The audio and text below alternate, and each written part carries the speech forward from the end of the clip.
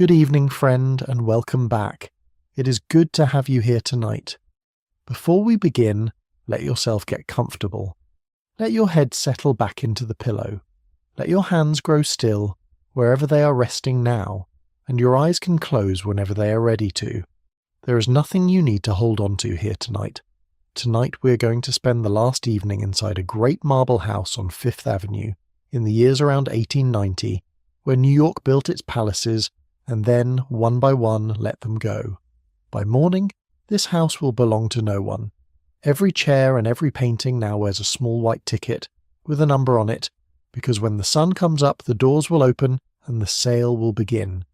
The family has already gone, and yet the old staff are still here, keeping the house warm and lit and perfect, for one more night, for no one at all. So let me ask you one soft question tonight, and let the whole house answer it slowly. Where does the warmth of a house go when the house is sold? If this is the kind of quiet history you like to fall asleep to, then a gentle subscribe and a like help these long, slow nights find the other people who are lying awake and looking for them. But there is no need to do any of that now.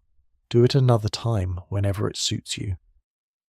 For now, I would only love to know where in the world you're listening from tonight, and what the hour is where you are. Perhaps a cold bedroom with one small lamp still burning. Perhaps a long, dark road unrolling ahead of you. So dim your light, if it is not already low. Let the room grow quiet around you. And come with me now back to Fifth Avenue to a marble house on its last warm night, where the lamps are still lit, and someone somewhere below is still tending the fires. Come and stand with me for a moment on the sidewalk on Fifth Avenue in the blue hour just after the light has gone. The lamps along the avenue have come on. The carriages have mostly gone home, and here, on the corner, rising up out of the dusk, is a great house made of white marble. You have seen it 100 times without stopping. Everyone in the city has. It is one of those houses that people point out to visitors, the way you point out a landmark. It cost, when it was built, about $2 million, in the money of its own day, which was a sum so large that the newspapers of the time could hardly say it without a kind of awe. $2 million. It was called, when it was new, perhaps the handsomest and most costly private house in the whole country. And a magazine that went inside it to write about the rooms could only say that the interior was palatial, and that many of the palaces of Europe were somehow less so. Let me tell you a little more about where we are standing, because the where of it matters. This is Fifth Avenue, in the years when it was the grandest street in America, a long straight run of palaces marching north along the edge of the new park. They called this stretch of it Millionaire's Row, and the name was plain truth. Behind these walls lived the families whose names were in every newspaper in the country, the families who had made fortunes so large the century had never seen their like, in railroads and shipping and land and trade. And they built with that money the only thing such money has ever really wanted to build, which is a house that says, without a single word, exactly how high its owner stands. This house says it in marble. The whole front of it is faced in white marble, quarried and cut and hauled and set at a cost that staggered even the people of its own time. Marble does a particular thing to a house. It makes it cool and grand and a little like a temple, and it catches the light of the street lamps at night and gives it back soft and pale, so that a marble house seems to glow faintly in the dark even when its own lamps are low. Tonight, though, we're not going to look at it from the street. Tonight, for the first and the last time, the door is open for you. Come up the low marble steps. Come in out of the cold. The hall inside is quiet. It is warm, which may surprise you, because you know, as I do, what is coming in the morning. But the fires are lit. The lamps are lit. The great marble staircase climbs away into the soft light above you, and the ceilings, when you tip your head back to find them, are so high they seem to belong to a church more than a home. Every ceiling in this house stands 18 feet and 9 inches from the floor. You could stack 3 tall people one atop the other and still not touch the plaster. And over all of it lies the hush. A great house has a particular quiet to it, a thick, soft, upholstered quiet, made of heavy curtains and deep carpets and thick walls, a quiet that money buys and that most of us almost never hear. The noise of the city, the carriages and the calls and the clatter of the avenue simply does not come in here. Inside these walls it is as still as a church, and tonight, with the family gone and the crowds not yet come, it is stiller than it has ever been. And then, as your eyes settle, you begin to see the thing that makes tonight different from every other night this house has known. On the leg of the hall chair there is a small white ticket tied on with a loop of string. On it, written in a clerk's careful hand, is a number. On the base of the tall clock, another ticket, another number.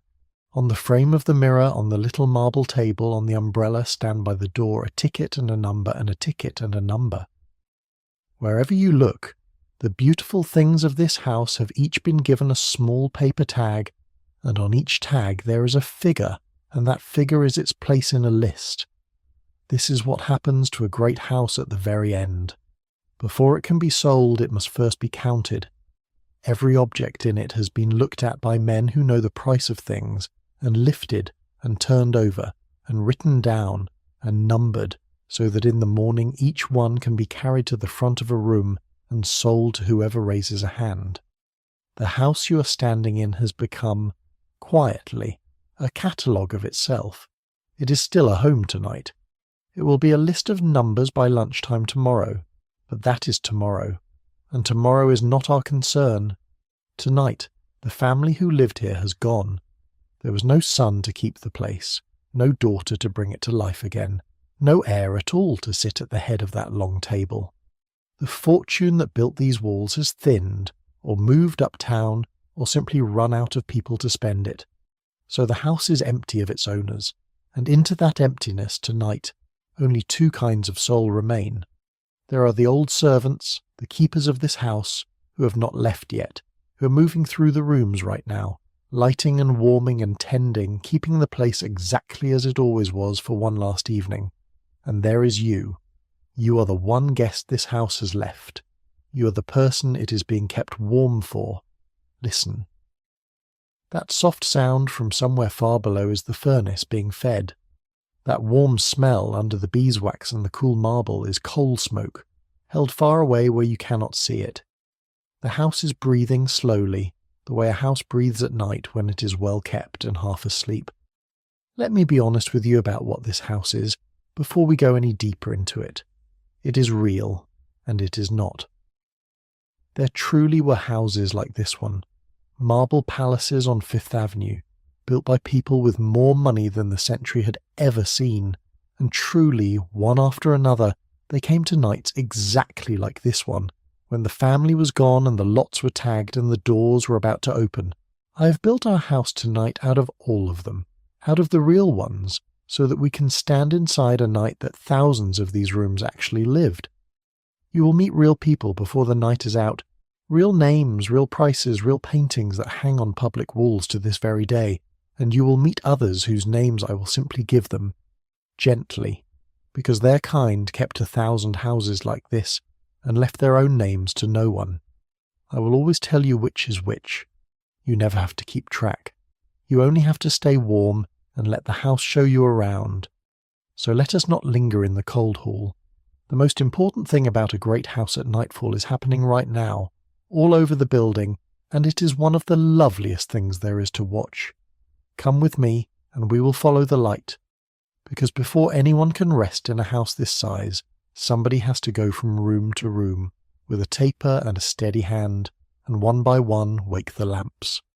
And that person tonight is doing it for the very last time. Let us say the footman's name is Charles. It is as good a name as any, and there was a Charles in every one of these houses. He is a tall young man in the family's livery, which is the fitted coat, and the waistcoat, and the brass buttons that mark him as belonging to this house and no other. He has been lighting these lamps at dusk for years. He could very nearly do it with his eyes closed. Tonight he is doing it slowly and with great care, and if you watch his face you may see that he already knows there will not be another evening like it. You have to understand what light was in a house like this, in the years around 1890. Light was not a switch you flicked without a thought. Light was work. Light was money. Light was a thing a person carried through the rooms in their two hands. This house, like most of the great houses of that exact moment, lived on the seam between two ages of light. There was gas, which had lit the fine houses of the city for a generation. Gas came in through pipes in the walls and hissed out through fitted burners, and it gave a warm and living light, a light that breathed a little, that had to be turned up and turned down by hand. And there was the new thing, electricity, which had begun to arrive in the grandest houses only recently, and which people did not quite trust yet. Some guests were frankly afraid of the switches. They had heard stories. It is hard now to feel how new and how strange electric light still was. We flick a switch 100 times a day and never think of it. But in the years around 1890, a room that lit up at the turn of a small handle on the wall was very close to a miracle, and a slightly frightening one. The light was harder and whiter than gas and steadier, and it came from a thin glowing thread inside a glass bulb that seemed to burn without burning. People marvelled at it, and people mistrusted it, because it was tied to that mysterious new force that everyone had heard could kill a man, and because the early supply was so unreliable that a dinner party might be plunged into sudden dark at any moment. So the very rich, being cautious with their comfort, often had both put in at once, gas and electric together, sometimes on the very same fixture, two kinds of light on a single arm reaching out from the wall. If the young electric current failed, as it often did, a servant could simply light the gas, and the evening would go on as if nothing had happened. The fixtures of that exact moment show it plainly. A chandelier with gas jets curving up, and electric bulbs curving down from the very same fitting, the past and the future hanging together from one ceiling. None of this was cheap. Gas in New York in the middle 1880s cost around $1.75 for every 1,000 cubic feet burned, which had come down, if you can believe it, from more than $3 a few years before. The new electric light cost far more still for the light it gave. To keep a house this size glowing from dusk until the small hours was to spend real money on brightness every single night. But that was rather the point. A lit house, seen from the dark avenue, said everything a family wished to say about itself without a word being spoken. So watch Charles move. He begins in the hall and works inward. He carries a slender taper, and he goes to each fixture in turn, and he brings the light up gently, and the room comes forward out of the shadow to meet him. The drawing room, all gold and pale silk, blooms into colour as he passes through it. The library, with its dark spines and its deep leather, warms to a low amber. He does not hurry. There is a rhythm to it, an old rhythm, and the rhythm itself is soothing. This slow moving of a single figure through a great dim house, leaving light behind him like a wake. Watch him choose too, room by room, which kind of light to wake. In the smaller, cosier rooms he lights the gas for its warmer, softer, living glow. In the great state rooms he may turn the new electric for its brilliance. There is a whole history of light in a single evening's work, and it is all in the hands of one young man with a taper, going quietly from room to room as the dusk comes down. And in the dining room he does something different, something he has done 10,000 times, and which tonight has no reason at all behind it, except that it is right. He lights the candles. The dining room of a great house was very often lit by candle, even after every other room had gone electric, and there was a reason, and the reason was tender. Candlelight was kind. It was kind to the silver, which it turned to soft-moving fire. It was kind to the food. And it was kind to the faces around the table, softening them, warming them, making everyone a little lovelier than the hard light of day allowed. So the family, who could have flooded the room with the newest and most expensive glare in the city, chose instead, night after night, the oldest light there is. Tonight there is no family to sit in it. The long table is bare, and there is a small white ticket and a number on the back of every chair. But Charles lights the candles anyway, all of them, and steps back, and for a moment the empty room is as beautiful as it ever was on the grandest night of its life. You may wonder why he bothers. There is no one to see it. The answer is the answer to almost everything we will find in this house tonight. He does it because it is the work, and the work was always its own reason, and it does not stop being worth doing just because the people it was done for have gone. He is keeping the house. That is what a keeper does. He keeps it whether or not anyone is watching, and tonight the only one watching is you. When he is finished, the whole house is glowing, from the hall to the far bedrooms, warm and gold against the black windows, exactly as it glowed on its finest evenings. From the street, if you went back out to look, you would see a great marble house lit up as if for a party. You would never guess it was a house saying goodbye, but light is only half of the warmth of a house at night. The other half is older and lower, and it lives in the hearths and in the cellar, and it is being tended right now by hands you have not met yet. Come away from the candles. Come and see who lays the fires and where the real heat of this house is made. Warmth, in a house like this, came from two places at once, and it is worth knowing both, because between them they are the reason the house feels the way it feels tonight, which is to say safe. The first place is the one you can see. It is the fireplaces. A great house of this age had fires everywhere, a hearth in nearly every important room, and they were not there only for heat. A fire is company. A fire is a thing to sit near and to look into. The Breakers, the Vanderbilt house up in Newport that so many of these families summered in, had 27 fireplaces under one roof. 27. Think of the work in that alone. 27 grates to clean and lay and light and feed, and at the end of the night to bank down safe. In our house tonight there are fewer, but there are many, and every one that matters has been lit. Let us say the boy who lays them is called Tom. He is the hall boy, which is the name for the youngest of the men servants, the one at the very bottom of the long ladder of the house. The hall boy carried the coal and the wood. He cleaned the boots and the knives. He fetched whatever was heavy and did whatever no one else wished to do, and he did it from before the family woke until after they'd gone to bed. It was hard work, and it was often cold work, and there is no use pretending otherwise. But there is a craft in it too, a real one, and Tom has it. Watch him lay a fire because it is a small and perfect thing. First the paper, twisted loose. Then the kindling, laid crosswise so the air can move.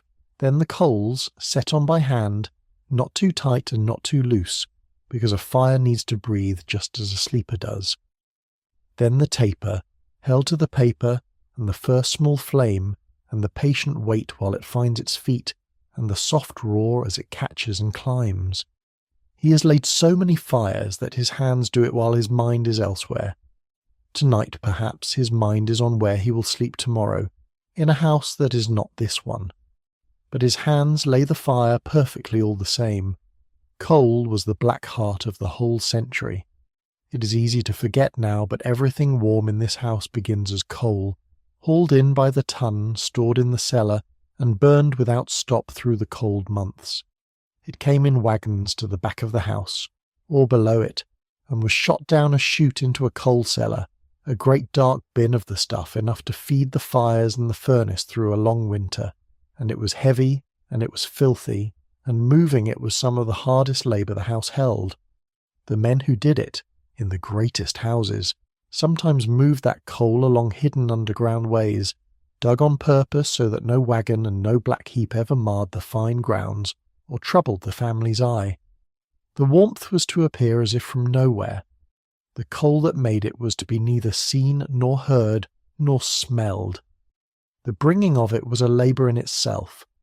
Wagons came to the house heaped with coal, and the men tipped it, load after load, down an iron chute into the coal cellar below the street. A great black avalanche of it thundering down into the dark, enough to feed the house through the months of cold. And once it was in, it had to be moved endlessly, in scuttles and hods, up to the furnace and to every grate in the house, by the hall boy and his like, a black and heavy round that never quite ended, because a house this size ate coal, the way a great ship ate coal, steadily, hungrily, all winter long. The dust of it was the constant enemy of all this marble and silk, a fine grey grit that crept up from below and settled on everything, so that the housemaids were forever cleaning it away. The family, of course, never saw a lump of it. That was the arrangement. The coal came in at the back, or below, or through a hidden way, and the warmth simply appeared in the rooms, risen up as if by itself, and no one who sat by a drawing-room fire in a silk gown ever had to think about the black weight that made it, or the hands that carried it. Which brings us to the second place the warmth was made, the place you cannot see from up here, the place that is, on a cold night, the true beating centre of the whole house. It is the cellar. It is the furnace room. And down there, right now, a man is beginning the longest shift of his life. We will go down to him properly later, when the house is asleep, because his is one of the quietest and kindest stories the night has to tell, and it deserves the deep of the night to be told in. For now only know that he is there. Below the marble and the candlelight and the tagged and numbered beauty of the rooms, below even the servants' hall, there is a low warm room full of iron and fire and a man who feeds it, and the heat he makes rises up through the whole house through pipes and flues you will never notice, and it is the reason that you, standing in the hall, are warm. A family that never in their lives saw a coal scuttle was kept from the cold all winter long by that man and that fire. That is the shape of this whole house, if you want to understand it in a single picture.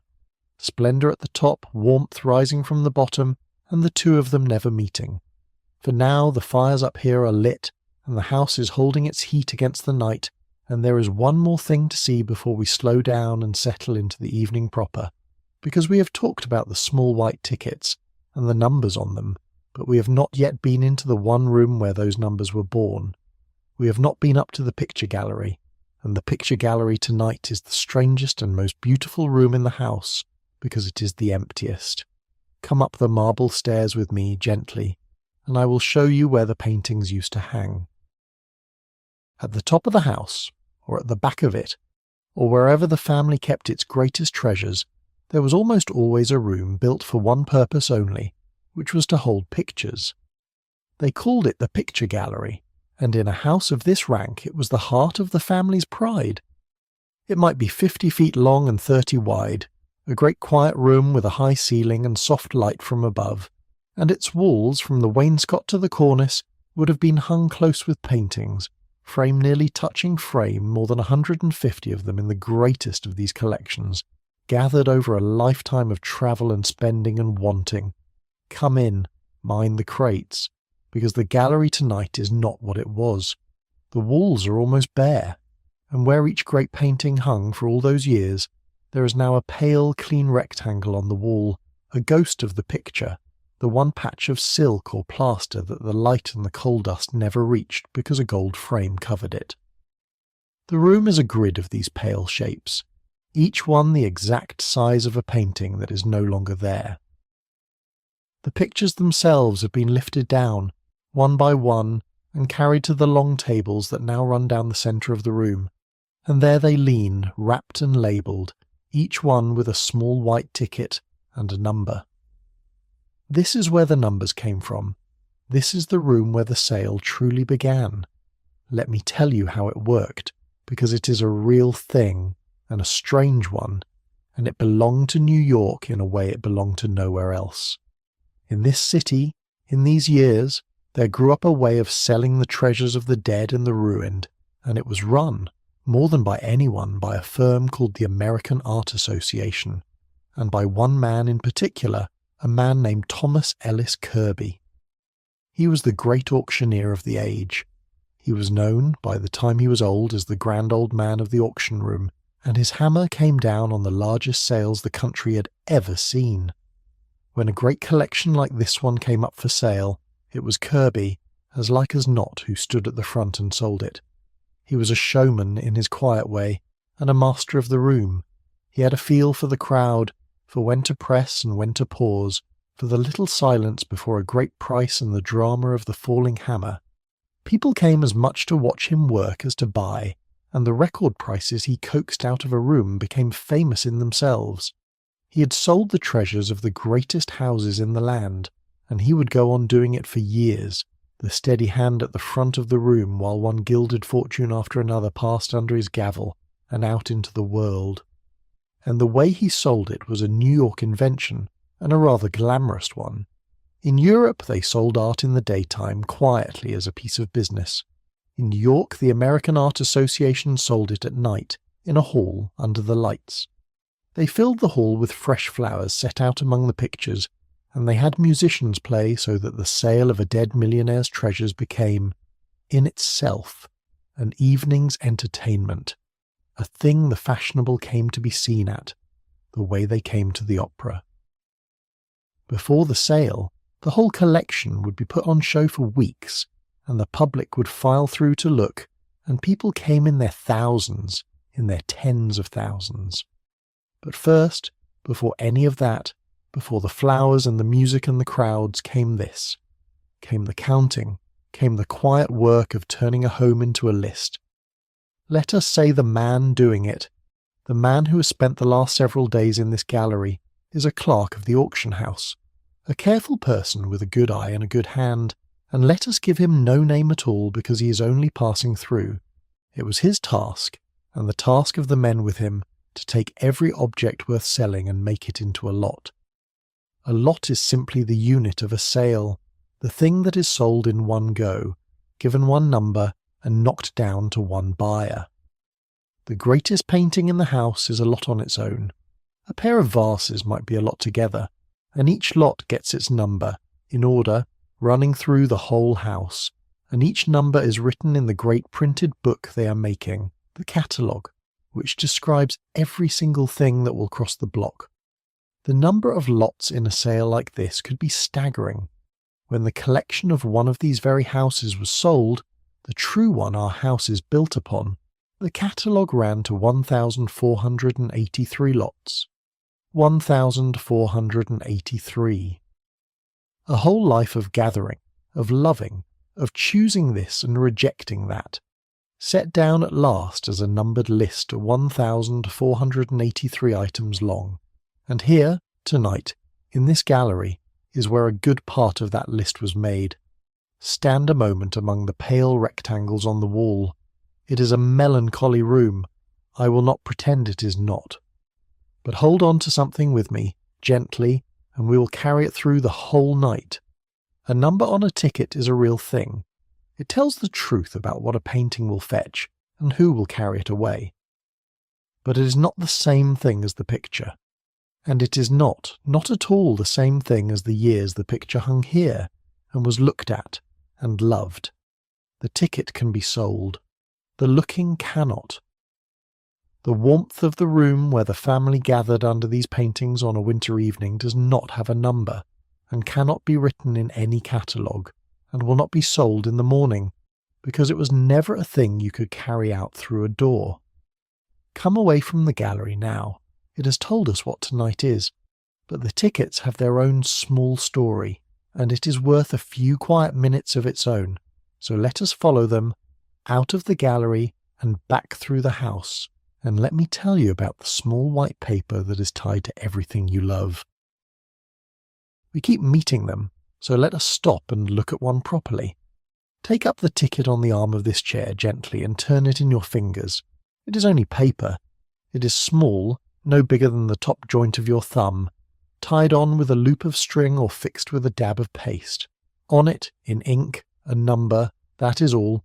And yet that small white ticket is the most powerful thing in the whole house tonight, because it is the thing that will take the house apart. There is a word for what has been done here, and the word is lotting. To lot a house is to walk through it, room by room, and decide how it will be broken into pieces to be sold, and then to number those pieces in order. It sounds cold, and in a way it is, but it is also a kind of strange and total attention. Think of it.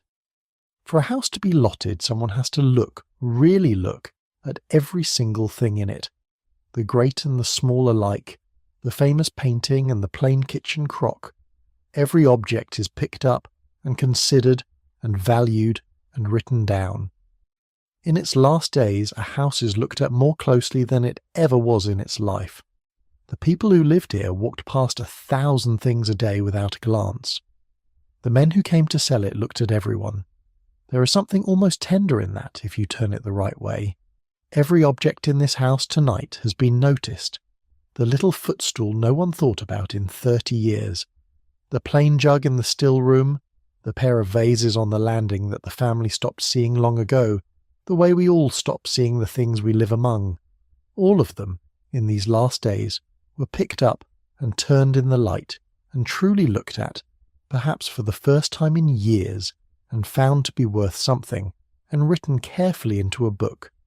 A house, at its ending, gets the closest attention of its whole life. And so the tickets spread through the house like a gentle frost overnight, touching everything. The grand piano in the drawing room, the clock on the landing that has told the family's hours for 30 years, the bed the master slept in, the little silver box the mistress kept her pins in, the pots in the kitchen, the very sheets in the linen room. Each one now wears its small white ticket and its number and waits. Once the house is lotted, the catalogue is printed, and the catalogue was, in these great sales, a beautiful object in its own right. It was not a cheap thing run off on rough paper. For the finest sales they made catalogues bound in cloth, with fine printing and etched pictures of the greatest pieces, and they sold these catalogues to the public, and people bought them and kept them, the way you might keep the programme of a great concert. Some were so richly made, with etchings by many different artists, that a single catalogue cost as much as a working man might earn in a week, and people paid it gladly, and treasured the book long after the sale was over and the treasures scattered. And then, when the catalogue was ready, the house, or the gallery it was carried to, was opened, and the whole city was invited in to look. This is the part that would surprise you most, I think. For weeks before the sale, the doors of a great private house, or the halls of the auction room stood open, and ordinary people who would never in their lives have been asked to dinner here, filed slowly through the rooms and looked at everything. They came in astonishing numbers. When one of the greatest of these collections went on show before its sale, the auctioneer himself reckoned that more than 100,000 people came to see it, over about 3 weeks. 100,000, a whole small city of people, walking quietly through rooms that had been closed to them all their lives. There is something almost kind in that when you turn it over. A great house, at the very end, at last opened its doors to everyone. The velvet rope came down. For a few weeks the palace belonged in a way to the whole city, and the whole city came and looked its fill. It was the most public these private rooms would ever be. The clerks would station themselves in the great rooms to keep an eye on the crowds, and the people would move slowly through, in their coats and their good hats, pointing, murmuring, taking in the marble and the gold and the pictures, seeing with their own eyes the way the other 0.1% had lived. And then the sale would carry it all away into other private hands, and the doors would close again, for the last time, and the house itself would soon come down. But for those weeks, everyone was welcome. Tonight, though, the weeks of looking are over. The crowds have gone home, the catalogue is printed and waiting, and the house has this one last quiet evening entirely to itself, and to its keepers, and to you, before the morning and the crowds and the hammer. So let us leave the tickets where they lie, on the chairs and the frames and the beds, small and white and patient in the lamplight. They will do their work soon enough. We do not have to watch them do it. Instead, let us go back in time, just a little, within the memory of this house, and let the empty rooms show us how they used to be filled. Because at this hour, on any ordinary evening of the house's life, a sound would have rung through it, a deep, soft sound that set the whole household in motion, upstairs and down. It was the dressing gong. Tonight it will not sound.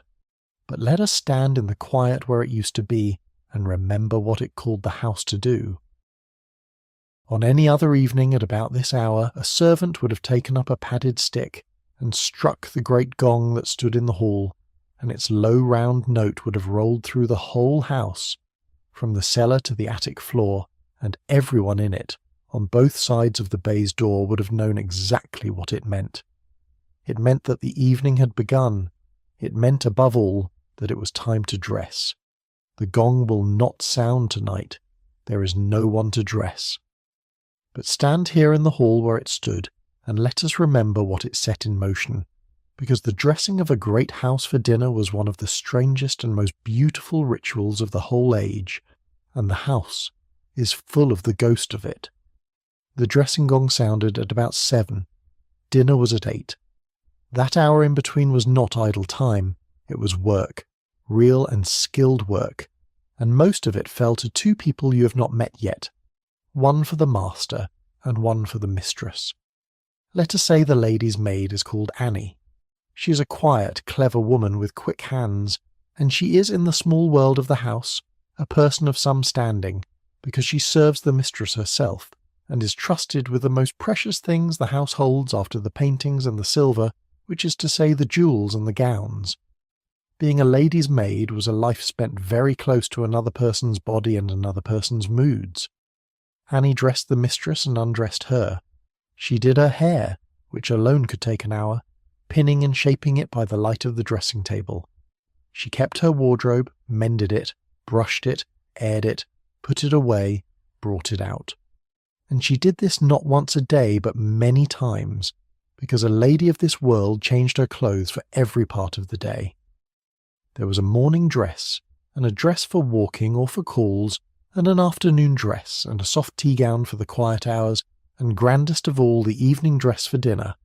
A woman in this house might be dressed and undressed 5 times in a single day. 5 times. Each change a small ceremony, each one needing another pair of hands, and those hands were Annie's. The evening change was the greatest of them.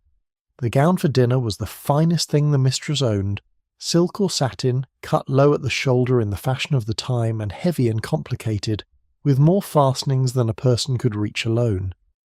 That was rather the point.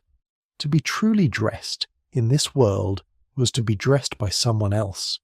Independence was for lesser people, and so Annie would work behind the mistress in the soft light of the dressing-room, doing up the long row of hooks, settling the fall of the skirt, drawing on the long gloves, fixing the jewels at the throat and the ears and in the hair, and stepping back at last to look and to be told, gently or not, whether it would do. And the jewels were a labour and a trust all their own. They came out of a locked case for the evening, the diamonds and the pearls, and it was Annie who fastened them, and Annie who took them off again late at night, and Annie who saw them safely locked away once more before she herself could sleep. She handled a fortune in stones with her bare fingers every single night, and was trusted to, and never in all her years gave anyone cause to doubt her. That trust, quiet and total, was its own kind of wage. The master, meanwhile, was in the hands of his own man, the valet, whose whole art was the turning out of one gentleman in perfect order. Evening dress for a man of this house meant the black coat and the white tie, always, without exception, and the valet had laid it out and brushed it, and now helped his master into it, and saw to the studs and the links and the shine of the shoes, so that the master too came down to dinner made faultless by another's hands. The valet knew his master's clothes better than the master did. He knew which coat, which collar, which set of studs. He packed the trunks when the family travelled, and travelled with them, and shaved his master in the morning, and was, in his quiet way, closer to the man than almost anyone. Go up now, gently, and look into the mistress's dressing-room as it is tonight. The great wardrobes stand open, and the gowns, all of them, the silk and the satin and the velvet, the dress she was married in perhaps, the dress she wore to the season's grandest ball, hang in their rows, and on each one, pinned to the shoulder or looped around the hanger, there is a small white ticket and a number. They are lots now. Tomorrow a stranger will buy the dress the mistress wore to dance in, and never know the dance. Annie has kept them perfectly to the end, brushed and hung, and in their order, because that is her work, and the work does not stop being worth doing because the woman it was done for has gone. That is the ache of tonight, and I will not hide it from you. But I will not leave you in it either, because there is warmth waiting just below us, and warmth is where we are going." The dressing gong called the family to the table, and the table, the long shining table in the dining room downstairs, was the true centre of the evening, the reason for the gowns and the studs and the candles Charles lit an hour ago. Let us go down and remember it as it was, a great dinner in a great house, course after course after course, carried in by hands that never seemed to hurry. Come down to the dining room with me. The dining room, lit only by its candles, is the most beautiful empty room in the house tonight. The long table runs down the centre of it, bare now, its leaves still in, long enough to seat a great company. On the back of each chair a small white ticket and a number. But close your eyes for a moment with me, here in the candlelight, and let us set the table as it used to be, and fill the chairs, and remember a dinner. The dinners of these houses were the stuff of legend, and the legend for once was mostly true. By this time in the century the grand way of dining had changed. In the old style everything had been set on the table at once, a great groaning spread, and people helped themselves and each other from whatever was near. But the new way, the fashionable way, the way this house dined, was called service in the Russian manner, and it worked quite differently. In the Russian service the food did not sit on the table at all. It came out from the kitchen one course at a time, already carved and portioned, and was carried around the table by the footman, who offered each dish to each guest in turn, so that a diner never had to lift or serve a thing. All they had to do was sit and talk and be served, dish after dish after dish, in a long, slow, stately procession that could run the whole length of the evening. The table itself held only the flowers, and the fruit, and the great gleaming silver set out for beauty rather than use, and it was long. A fashionable dinner ran to many courses, 6 at the least, often 10 or 12, and at the very grandest tables, in the hands of the greatest chefs, as many as 14 courses.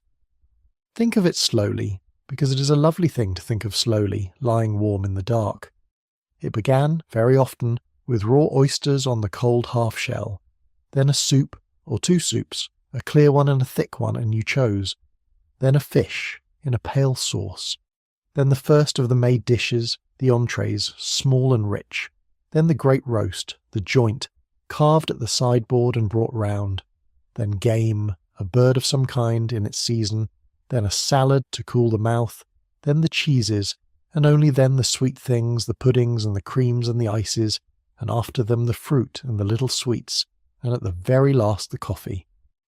And somewhere in the middle of all of it, to mark the halfway point and to freshen the palate for the second half, a small cold glass of iced punch, sharp and clean, so that the diners could begin again as if new.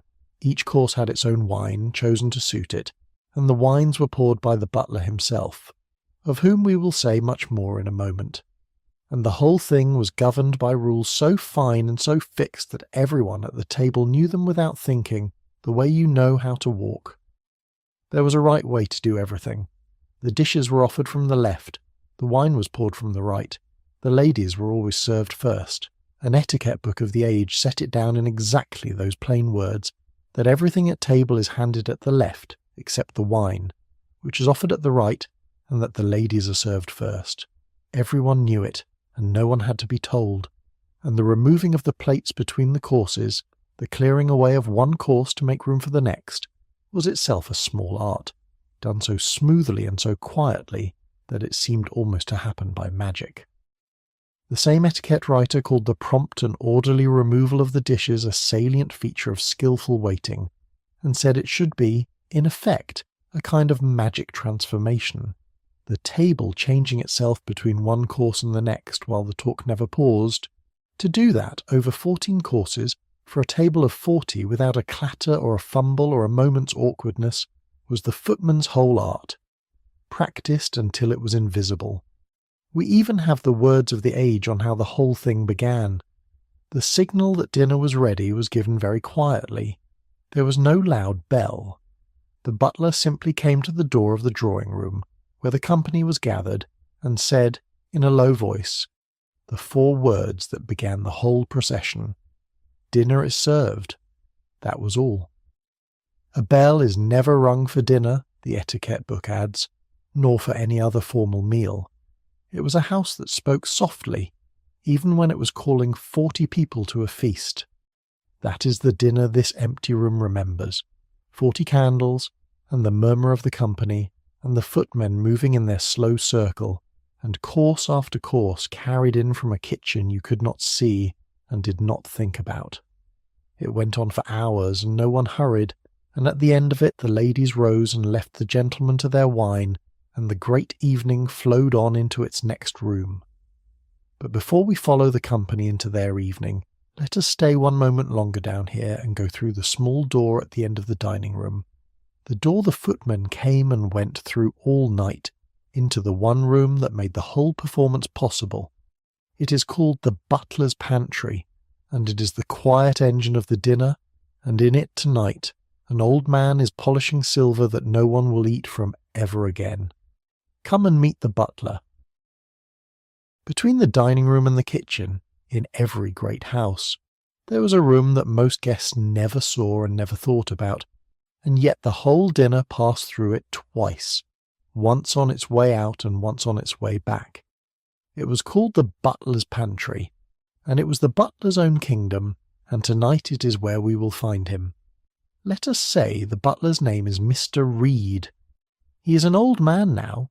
He has been in this house for a very long time, longer than almost anything in it, and he has served at that long table through more dinners than he could count, and he stands in the small nation of the household at the very top of the men. The butler ran the dining room and the wine and the silver and the other men servants. He greeted the great guests at the door.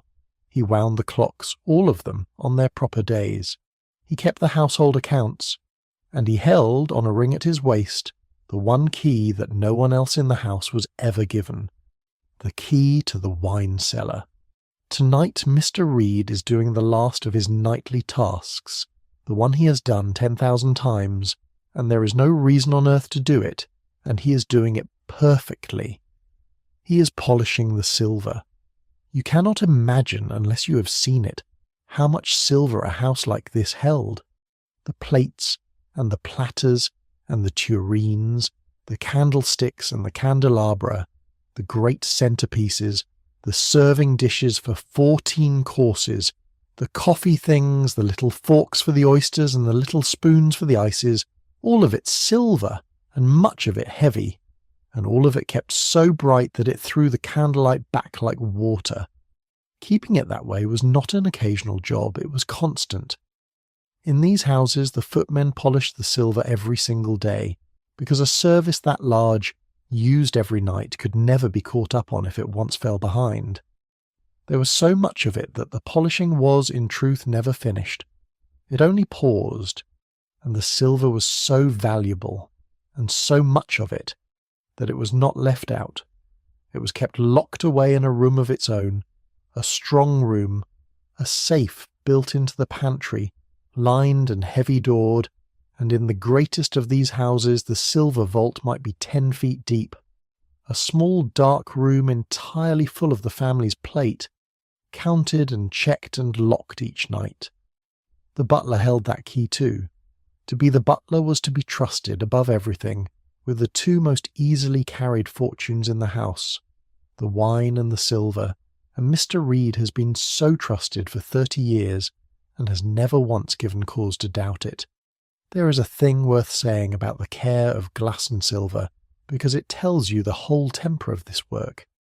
The oldest handbooks of service, the ones the great butlers learned from, go into the polishing of a wine glass with the seriousness of a craft, telling the servant to brush away the lint the cloth leaves behind, and then to give the glass a final polish with soft leather, and to set each piece away in its proper place. Its proper place. Everything in this pantry had a proper place, and belonged in it, and was returned to it, night after night, year after year. That was the order Mr. Reed lived inside and kept, and it was a good order, and it held. Watch him work. He takes up a fork, one of the small ones, and breathes on it, and rubs it with the soft cloth until it burns. There is a ticket on the case the forks came from, a small white ticket and a number, because the silver too is a lot, or many lots, and will be carried to the block in the morning like everything else. He knows this. He polishes it anyway. There is a phrase for what makes an old servant do such a thing, and it is not duty exactly, and it is not habit exactly. It is closer to love, the plain kind, the kind that keeps a thing well, because keeping it well is the last kindness you can do it. He will decant the wine too tonight, though no one will drink it, because it is part of the closing of the day. Decanting was a small ceremony of its own. The butler drew the bottle from the cellar and poured it slow and steady by candlelight into a glass decanter, watching the wine come clear and leave its dark sediment behind in the bottle. And the candle was there not for beauty, but so he could see the wine turn from cloud to jewel as it poured. He does it now, one bottle slowly in the empty pantry, and sets the decanter on the tray as if the family were still upstairs and thirsty. It is the most useless thing a man could do. It is also, if you watch it in the right spirit, one of the most moving. The silver will be sold. The wine will be sold. The tickets are already on them. But the 30 years of nightly care that made that fork burn like that, the 10,000 quiet closings of this pantry at the end of 10,000 evenings, those are not in the catalogue. No one will buy them. They stay here, in a sense, in the very brightness of the metal, a brightness that a stranger will admire tomorrow without ever knowing whose breath and whose cloth and whose long, faithful years put it there. Leave Mr. Reed to his silver. He would rather be left, I think, to finish. And let us go back up the stairs and into the warm gold rooms, and rejoin the family's evening where we left it, in the hour after dinner, when the great table emptied, and the company moved on to the drawing-room, to the music and the cards and the low talk that filled a great house before it went to its rest. Come up into the company. When the last course was cleared and the fruit was done, the mistress would catch the eyes of the other ladies down the length of the table and rise, and all the ladies would rise with her and withdraw, leaving the gentlemen behind. This was the old shape of the evening, and every great house kept it. The gentlemen stayed at the table a while longer, over the wine and the cigars, and talked of whatever gentlemen talked of, business and horses, and the affairs of the day, and then, after a decent while, they rose too and went through to join the ladies in the drawing-room, and the two halves of the company came together again for the softest part of the night. Let us not give a name to the family tonight, because tonight they are gone, and because in a way they were all the same family, the handful of people at the top of this world who lived in houses just like this one. Let us just be for a moment a quiet presence in the corner of the drawing-room, watching an evening that this room held 1,000 times. We will keep our voices low. We are only remembering. The drawing-room after dinner was a warm and unhurried place. There would be coffee carried round in the small cups. There might be music, a daughter of the house at the great piano, or a guest who sang, and the others sitting and listening in the lamplight, or half listening and talking softly under the music. There would be cards at a small table in the corner, a quiet game among the older guests.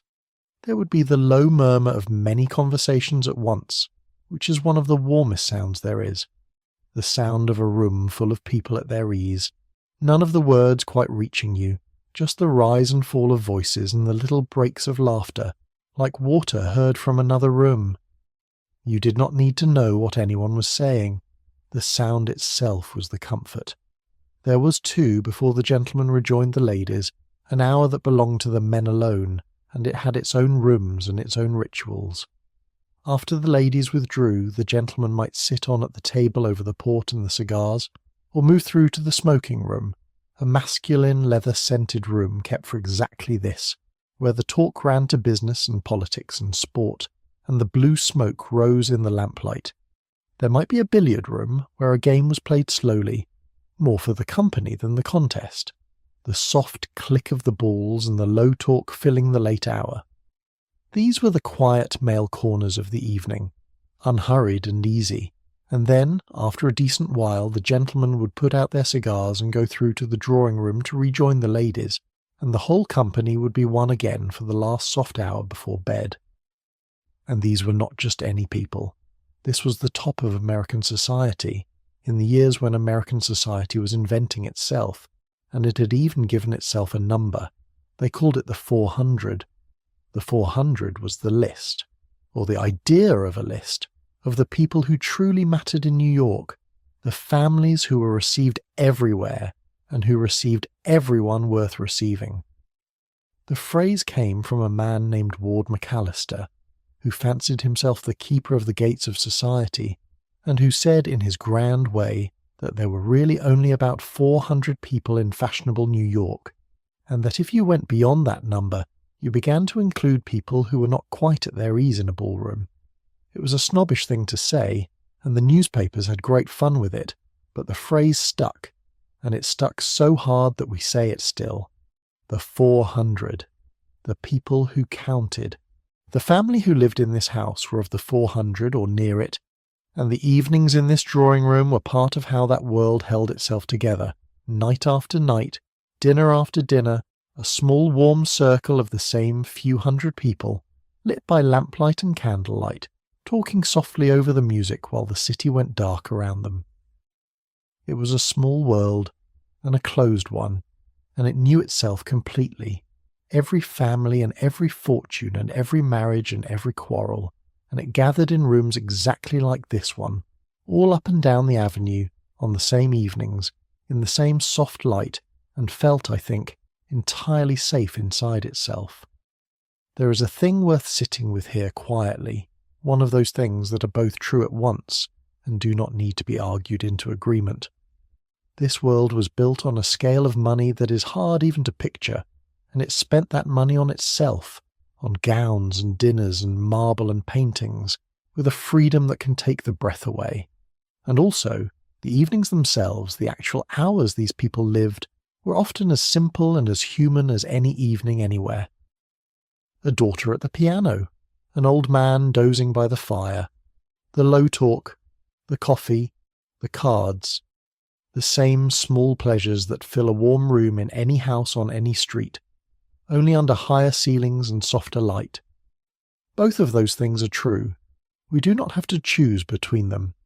Tonight in the empty drawing-room, with the tickets on the chairs, it is the second one that lingers, the human one, the memory of ordinary warmth in an extraordinary room. The lamps are low now in the drawing-room where no one sits. The piano's closed, and there is a small white ticket, and a number, resting on its dark lid. But the warmth of 1,000 such evenings is somehow still in the room, the way warmth stays in a chair after someone has risen from it.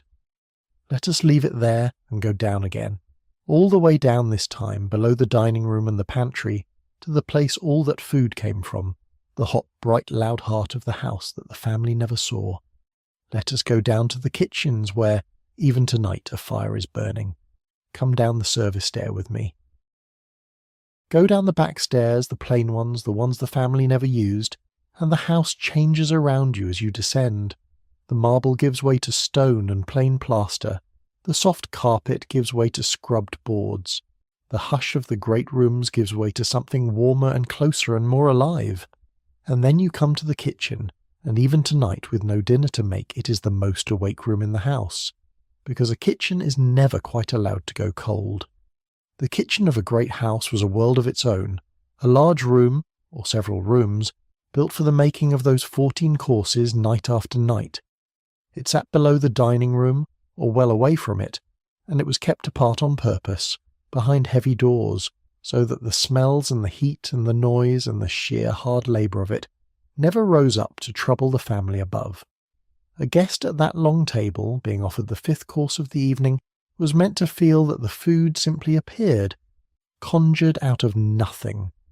The whole point was that you never thought about the kitchen, and so the kitchen was hidden, and the people in it were hidden, and the work they did was the least seen and the most constant in the house.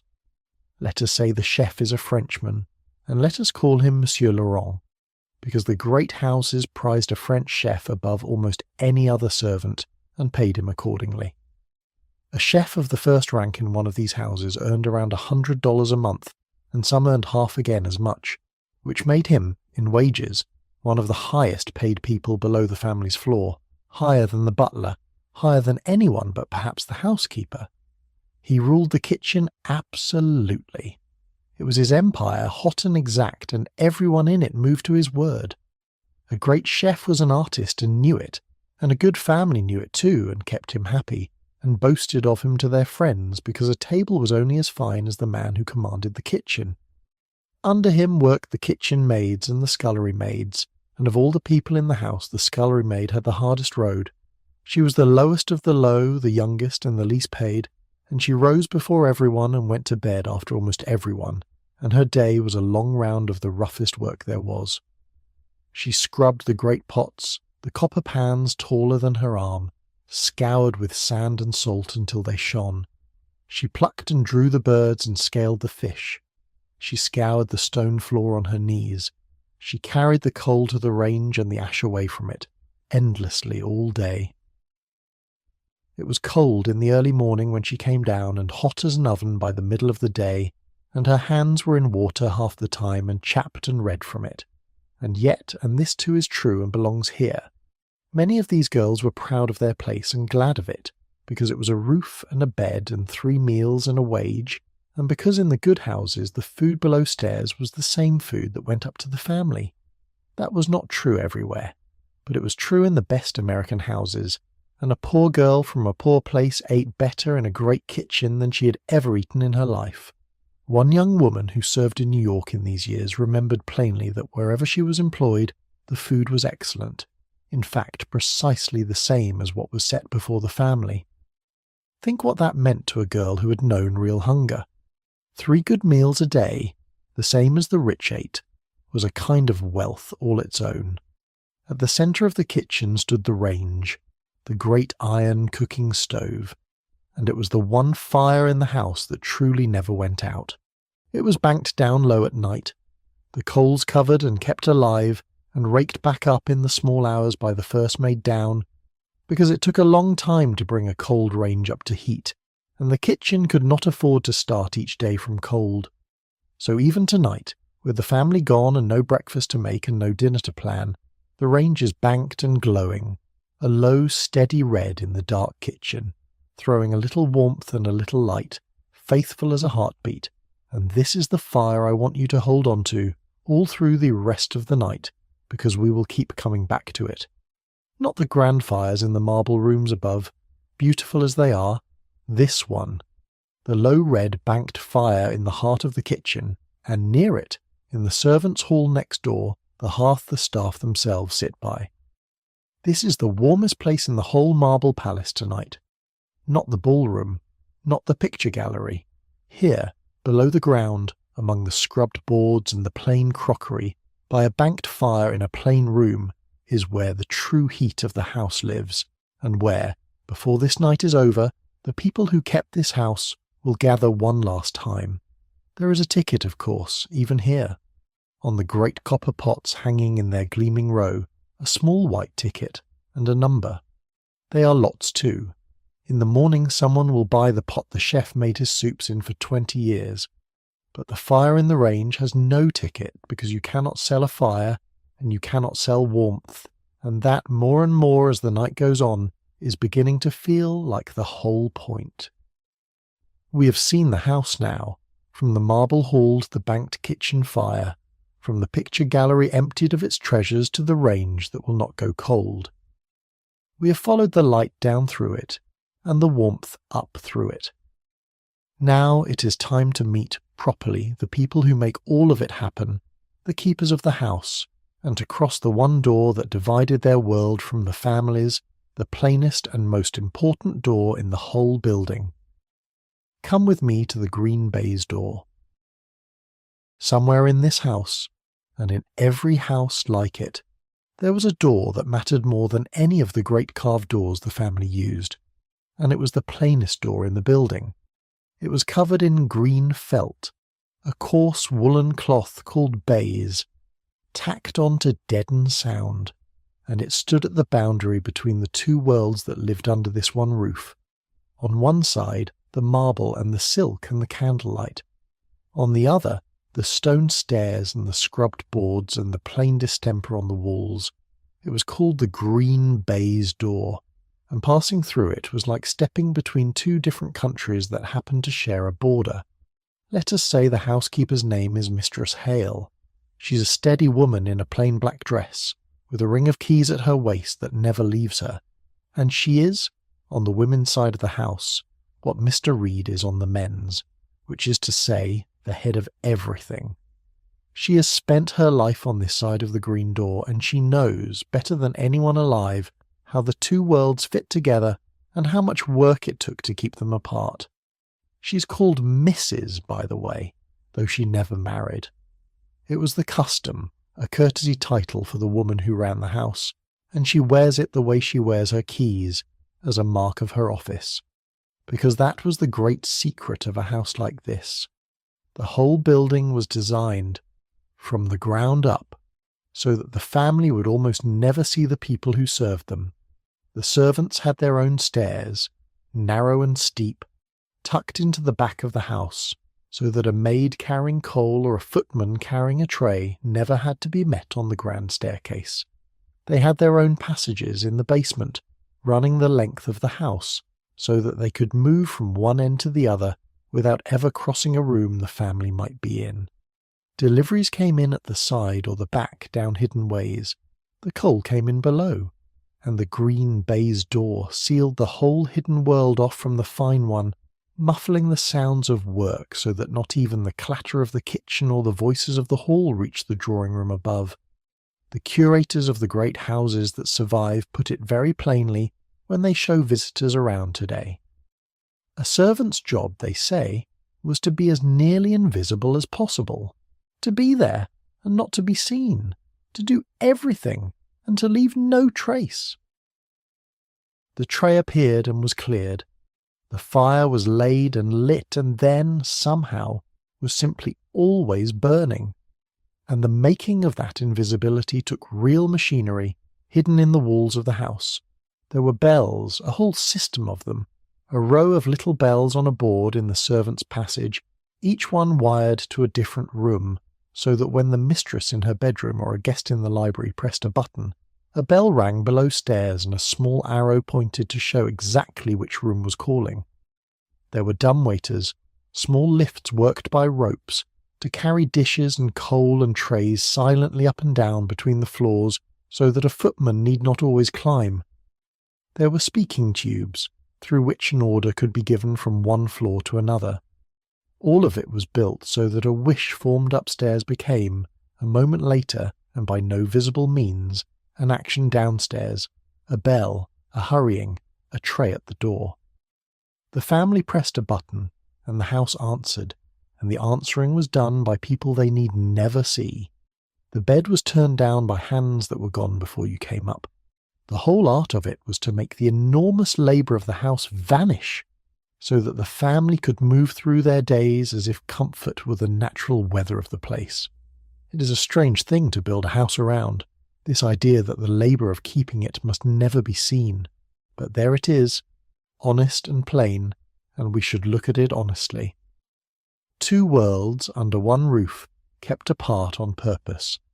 The family lived in the light, waited on by hands that appeared and vanished like the warmth from the hidden furnace, present everywhere and seen almost nowhere, and the people who were those hands lived here, on the other side of the green door, in a world the family rarely entered and barely imagined. And yet, and here is the thing I most want you to feel as we cross over, this side of the door was not a sad place. It was, in many houses, the warmest place of all. Here were the people who actually knew one another, who ate together and worked together and lived together, whole lives spent side by side below the stairs. Here was the servants' hall, with its long plain table and its own fire. Here was the kitchen with its banked red range. Here, below the grandeur, was where the house was most like a home. because here was where people belonged to each other. Above the door, the family were served in silence by people they barely saw. Below it, those same people laughed and quarrelled and mended their stockings and told each other the news and were simply alive together. Tonight, Mistress Hale is doing her rounds on this side of the door, as she has every night for many years. She is checking that all is as it should be, that the linen is put away and the stores are secure and the girls are where they ought to be. She carries her keys. There is a small white ticket and a number, tied even to the handle of the linen room, because the very sheets are lots now. But she does her rounds all the same because the house is hers to keep until the morning, and she means to keep it well to the last hour of it. Come through the green door with me now, out of the family's world and into the keeper's. Let us go into the servants' hall where the people of this house are gathering on this last night around their own fire. The servants' hall was the heart of the below-stairs world, the way the drawing-room was the heart of the world above. It was a plain room with a long table down the middle, and benches or plain chairs, and a fire of its own, and it was where the staff ate their meals and sat in what little rest they got and lived the shared life of the house. Come in and sit with us a while in the corner, and keep your voice low, and let us watch the people of this house on their last evening together. There were a great many of them, and they were ranked as carefully as any drawing-room. This is one of the surprises people feel when they first learn about this world. We imagine the servants as one group, all equal, all below the family. But below the stairs there was a whole society of its own, with its own high and low, its own manners, its own strict order.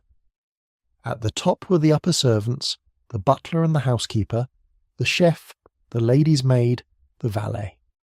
Below them came the footmen and the housemaids and the kitchen maids, and below them the hall boy and the scullery maid, and everyone knew exactly where they stood, and moved in that order, and would have been shocked to see it broken. The order was so real that the upper servants often did not even eat with the lower ones. In many houses, the upper servants would take the first part of their meal in the servants' hall with everyone, and then rise and withdraw in a stately little procession to the housekeeper's own room, to finish in the better company of their equals. The lower servants had a name for that room, a wry and knowing name, because servants have always had a sharp eye for the airs of their betters, even when their betters are only the butler and the housekeeper. And the whole business of who sat where and who withdrew when was taken as seriously below the stairs as the seating of a great dinner was taken above it. It even had its own small ceremonies, the order of going in, the place at the head, the deference paid to the upper servants by the lower, a whole shape of respect that mirrored, floor for floor, the world upstairs. We even have this from the mouths of people who lived it. A woman who worked as a nursery governess in New York in these years, and later told the plain story of her life, remembered a household where she was one of 12 servants, and she remembered dining with the housekeeper and the butler, and she explained why, in a single dry line that tells you everything about this world. We had to draw the line, she said, because we had to draw the line.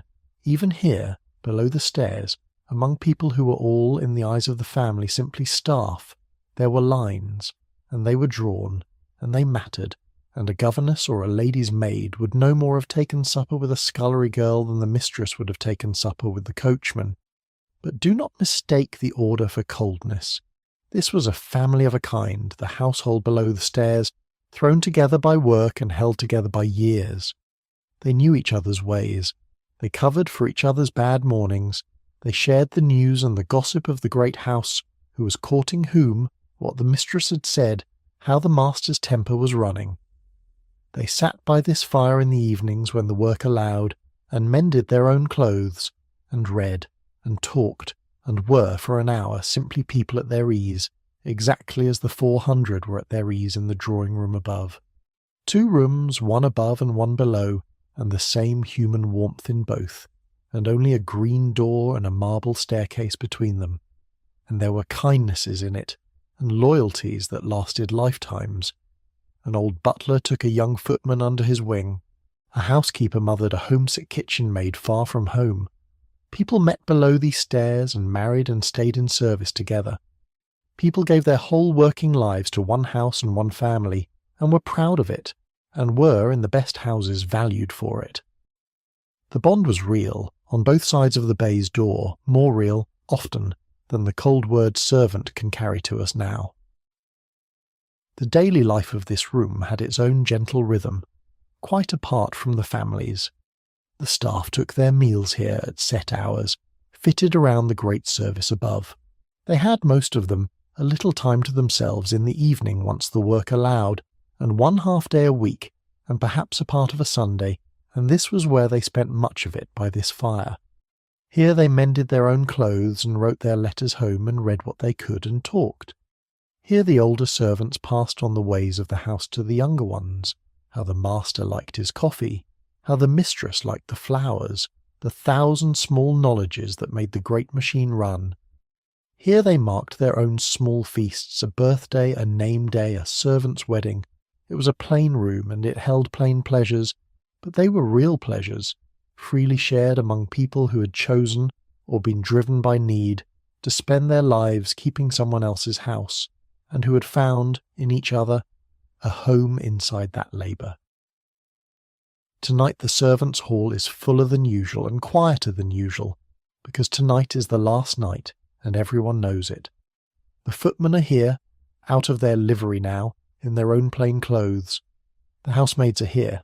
The hall boy, young Tom, is here, and the kitchen maids, and soon the others will come, drawn to the fire the way people are always drawn to a fire on a night when something is ending. There is a small white ticket and a number on the very chairs they are sitting in, because the servants' hall furniture is a lot too, and will be sold with the rest.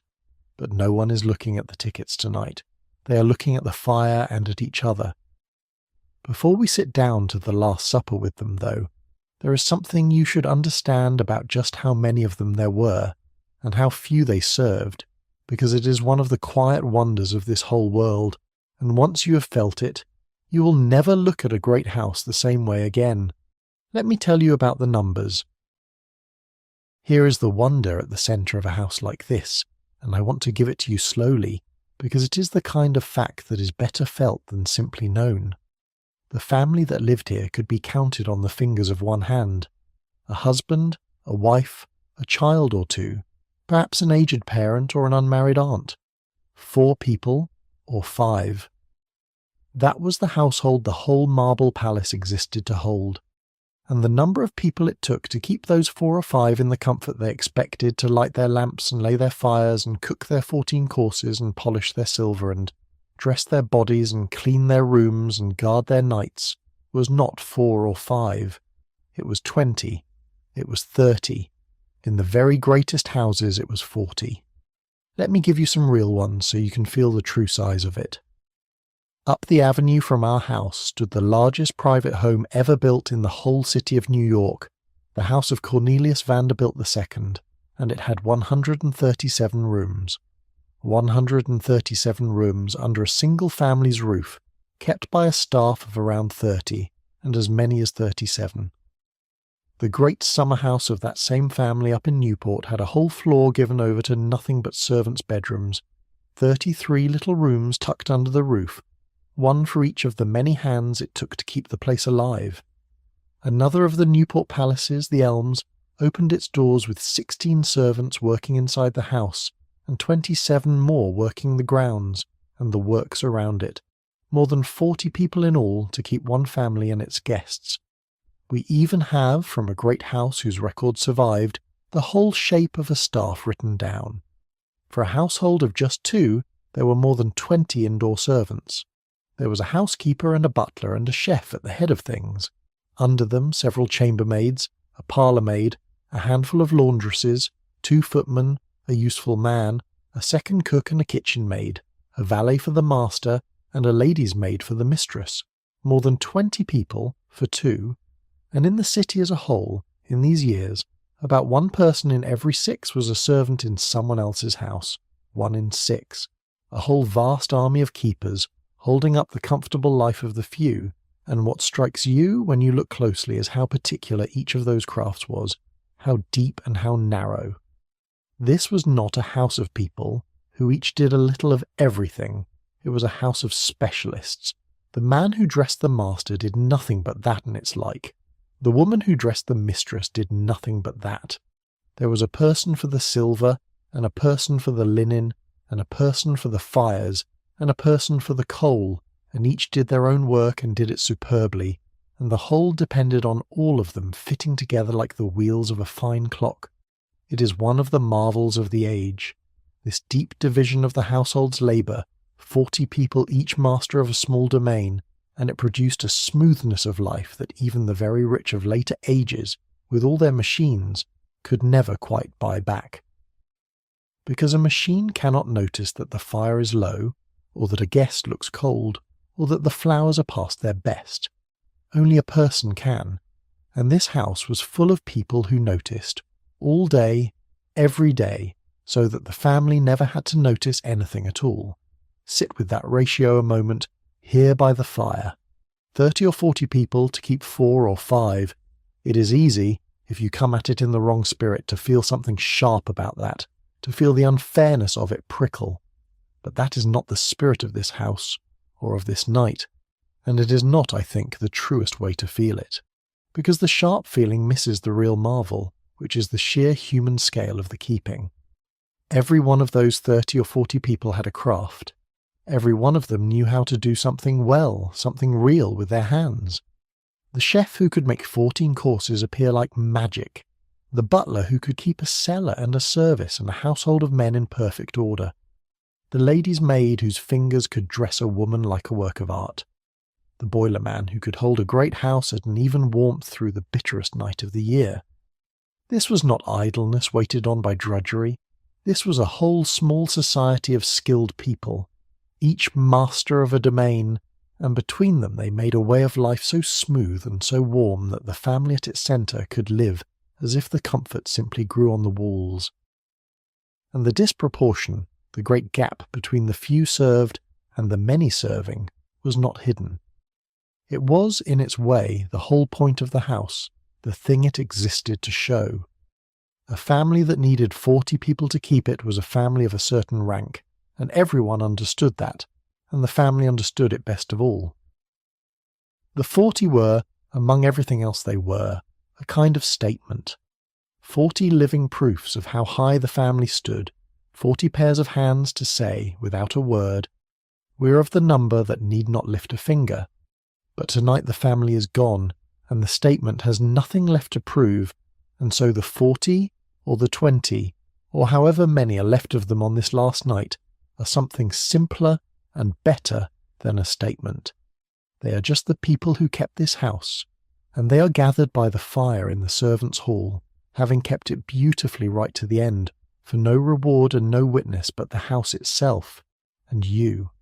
There is a small white ticket and a number on the great clock in the hall above them, ticking out the last hours of the only home some of them have known for years. Tomorrow they will scatter, but before they do, they will eat together one last time, and they will eat well, because in a good house the servants ate well, and this was a good house. Before we sit down with them, though, let us talk for a moment about what all this keeping was worth, in plain money, because the truth of it is gentler and prouder than you might expect. Let me tell you what the work paid, and what a person could make of it. Let us talk about wages, quietly, by the fire, because there is nothing shameful in it, and a great deal that is warm. What did it pay, this life of keeping a great house? What did a person earn for lighting the lamps and laying the fires and dressing the mistress and polishing the silver? And what could they make of it? The wages of the house ran, like the ranks, from high to low, and they were paid by the month, and they came always with a roof and a bed and food on top, which mattered more than the money itself. At the top, the chef might make around $100 a month, and sometimes half again as much. The housekeeper, Mistress Hale, might make $50 or more. The butler, Mr. Reed, around $60. The lady's maid, Annie, something like $25 to $40. A footman, $30 to $40. A housemaid, perhaps $18 to $30. And the scullery maid, the girl at the very bottom, the least of all, though even she had her bed and her board and her place. These do not sound like great sums to a modern ear, and they were not, but you have to set them against their own world to feel them rightly. Board and lodging in the city might cost a person $3 a week if they had to find it themselves. A passage across the ocean, in the cheapest way, had cost some of these very servants only a handful of dollars to come here at all. And because the house gave them their room and their meals, a servant's wage was very nearly all savings, if they were careful, and many of them were careful, and many of them saved real money and sent it home and built something with it. One young woman, a nurse girl fresh from Europe, saved almost $500 in under 4 years of service, all while sending money home besides. Almost $500 out of a maid's wage, saved by a girl who had arrived with nothing. For many of these people had crossed an ocean to be here, and service was the very door through which they entered a new country and a new life. A girl came over from Ireland or from Germany or from Sweden with next to nothing and went straight into a great house, and there she was fed and housed and paid, and there she learned the ways of her new land, and saved and sent money home across the sea to a family that had never seen such sums, and sometimes, on the strength of it, brought a sister or a brother over after her. A great house was, for a great many people, the first rung of the whole American ladder, the place where a poor newcomer got a footing, a wage, a skill, and a start. The marble and the silver belonged to the family, but the ladder belonged to the servants, and more than one family that later rose to real comfort in this country began with a mother or a grandmother who once, long ago, laid the fires and scrubbed the pots in a house like this one, and was proud of it, and built on it. That was a real fortune to a poor family, and it was won by nothing but steady work and steady thrift in a great house like this one. We have this from the people themselves, and I want you to hear one of them, because her voice comes down to us across all those years, plain and proud and entirely herself. A cook named Anne McNabb, an Irish woman who spent her life in American kitchens and who told her story to a book of ordinary lives, remembered exactly how her wages climbed as she learned her trade. "I got $2 till I learned to cook good," she said, "and then 3, and then 4. And then she stayed in that one house as cook and nurse for 22 years. 22 years in one place, one hearth, one family. She had a clear eye about the money too. We did men's work, she said, but we didn't get men's pay. No, of course not. She knew the unfairness of it, and named it, plainly. And she had a piece of advice from her own mother that she carried all her life, and it is as good a piece of advice as anyone ever gave. Don't ask a penny more than you're worth, her mother had told her, but know your own worth and ask that. Know your own worth and ask that. There is more dignity in that one line than in all the marble upstairs. That was the truth of this work, under the long hours and the hidden stairs. It was hard, and it was unequal, and the people who did it knew both of those things perfectly well. And it was also, for many of them, a good life, a proud life, a life that gave them a trade and a place and a way to build something for the people they loved. A poor girl from a poor country could come into a house like this with nothing and learn a craft and earn a wage she could save and eat better than she ever had, and become in time someone the whole house depended on, someone trusted with the keys, someone who knew her own worth and asked it. That happened, in these houses, all the time. It happened here. And there is one more thing that money never measured, and it was perhaps the truest wage of all, and it was the belonging. To be part of a great house was to be part of something, to have a place in a world, a rank, a role, a set of people who knew you and depended on you. For a young person alone in a vast city, far from home, that belonging could be the whole difference between a hard life and a good one. The house gave them wages, yes, but it also gave them a family of a kind, and a fire to sit by, and people at the table who knew their name. You cannot write that in a ledger. But it was real, and it was worth a great deal, and it is part of what we are sitting inside right now. So when we sit down with them now, at the Last Supper of this house, do not sit down in pity. Sit down in respect, which is a warmer and a truer thing. These are skilled people, proud people, who kept a great house beautifully for years and are keeping it beautifully to the end. And tonight, for once, with no dinner to send upstairs and no family to serve, they can do something they have almost never been able to do in all their years together. They can sit down, all of them, at one table at the same time and simply be a household. Come to the table. The Last Supper is ready. It is late now, and the great house above is quiet, all its lamps burning low, all its fires banked, all its tagged and numbered treasures standing in the dark waiting for the morning. And down here, below the ground, in the servants' hall by the fire, the people who kept it are sitting down to supper together for the last time. Think of how rare this is. In all the years of this house, the staff almost never ate as one. They ate in shifts, around the endless service of the family's meals, the lower servants snatching theirs before or after the great dinner was sent up, the upper servants withdrawing to their own room to dine apart. The whole household, at one table, at one time, was a thing that simply did not happen, because there was always work, always a course to send up or a fire to tend or a bell to answer. The family's life ran on the servants' labour, and labour does not sit down all at once. Someone was always up. Someone was always carrying something. That was the price of the smooth and seamless comfort above, that below the stairs there was never a moment when everyone could rest together. But tonight there is no family. There is no dinner to send up, no bell to answer, no course waiting, and so, for the first time and the last time, they can all sit down together. Mr. Reed the butler at the head, because old habits hold, Mistress Hale the housekeeper beside him, Annie the lady's maid with no lady to dress, Charles the footman and the other footman, the housemaids, the kitchen maids, young Tom the hall boy, and Monsieur Laurent the chef, who has cooked one last supper, not for the 400, not for the long table upstairs, but for his own people, down here, by the fire. And he has cooked well, because in a good house the servants ate well, ate the same good food that went up to the family, and this was a good house, and Monsieur Laurent is not a man to send his people off with a poor last meal.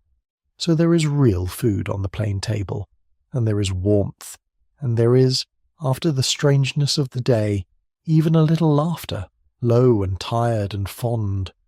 The fire burns steady in the hearth. The banked red range glows through the kitchen door. The room is warm and full, and for this 1 hour it is exactly what it always was underneath everything, which is a home, and these are exactly what they always were to one another, which is a family. They tell the old stories tonight, the way people do when something is ending. The night of the great ball, when the ices nearly did not come in time and Monsieur Laurent worked a miracle. The winter the pipes froze and the whole house wore its coats indoors for a week. The grand guest who was rude to a housemaid and got, quietly, exactly the service such a man deserves and no more. The small dramas and triumphs of years of shared work, the private history of the house that only the people below the stairs ever knew, all of it brought out one last time and passed around the table like the food. And perhaps, before the supper ends, the old butler rises, a little stiffly, and lifts his glass and says a few plain words, the kind that are hard to say and are said anyway on a night like this, about the years they have shared and the house they have kept, and the good luck he wishes every one of them in the places they go next. And they drink to that, all of them, the whole household, upper servant and lower alike, the lines between them softened for once by the fire and the hour and the ending. And perhaps someone sings, softly, an old song from home, and the others join it, or only listen, and for a few minutes the plain warm room holds a kind of beauty that the great gilded rooms above it, for all their marble, never quite manage to hold, and there is fondness in it, and a little grief under the fondness, and a great deal of warmth over the top of both. There is a small white ticket and a number on the very table they are eating from. Tomorrow someone will buy this long, plain table and carry it away and set it in some other room and eat from it, and never know that on its last night in this house it held the last supper of the people who kept the place alive. But that is tomorrow. Tonight the table is theirs, and the food is good, and the fire is warm, and they are together. We keep our voices low here in the corner, because this is not a moment to intrude on. We only watch. We watch the old butler say something quiet that makes the housemaid next to him smile. We watch the chef refill a plate without being asked. We watch young Tom, who is too young to quite understand what he is losing, and old Mistress Hale, who understands it entirely. We watch a household on its last night choose to spend that night not in grief but in each other's company, warm and fed and together by a fire in the heart of a house they loved.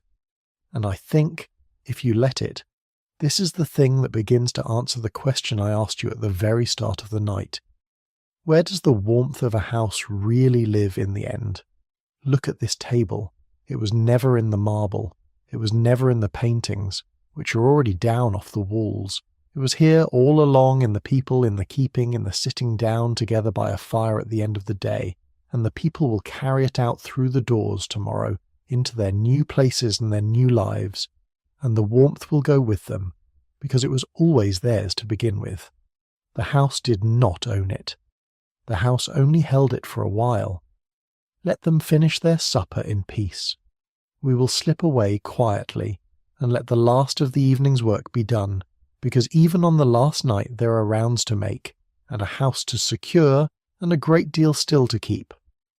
Mistress Hale is rising already, keys in hand, to see to the linen and the stores one final time.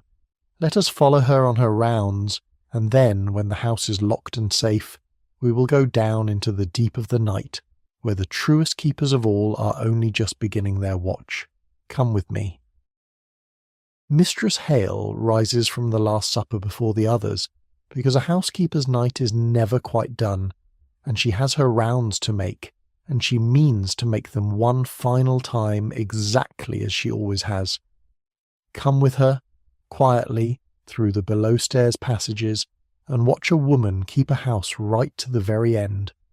The housekeeper's kingdom was the whole female and domestic side of the great house, everything that was not the men's work of the butler or the hot empire of the chef. She ran the housemaids and the still room and the linen.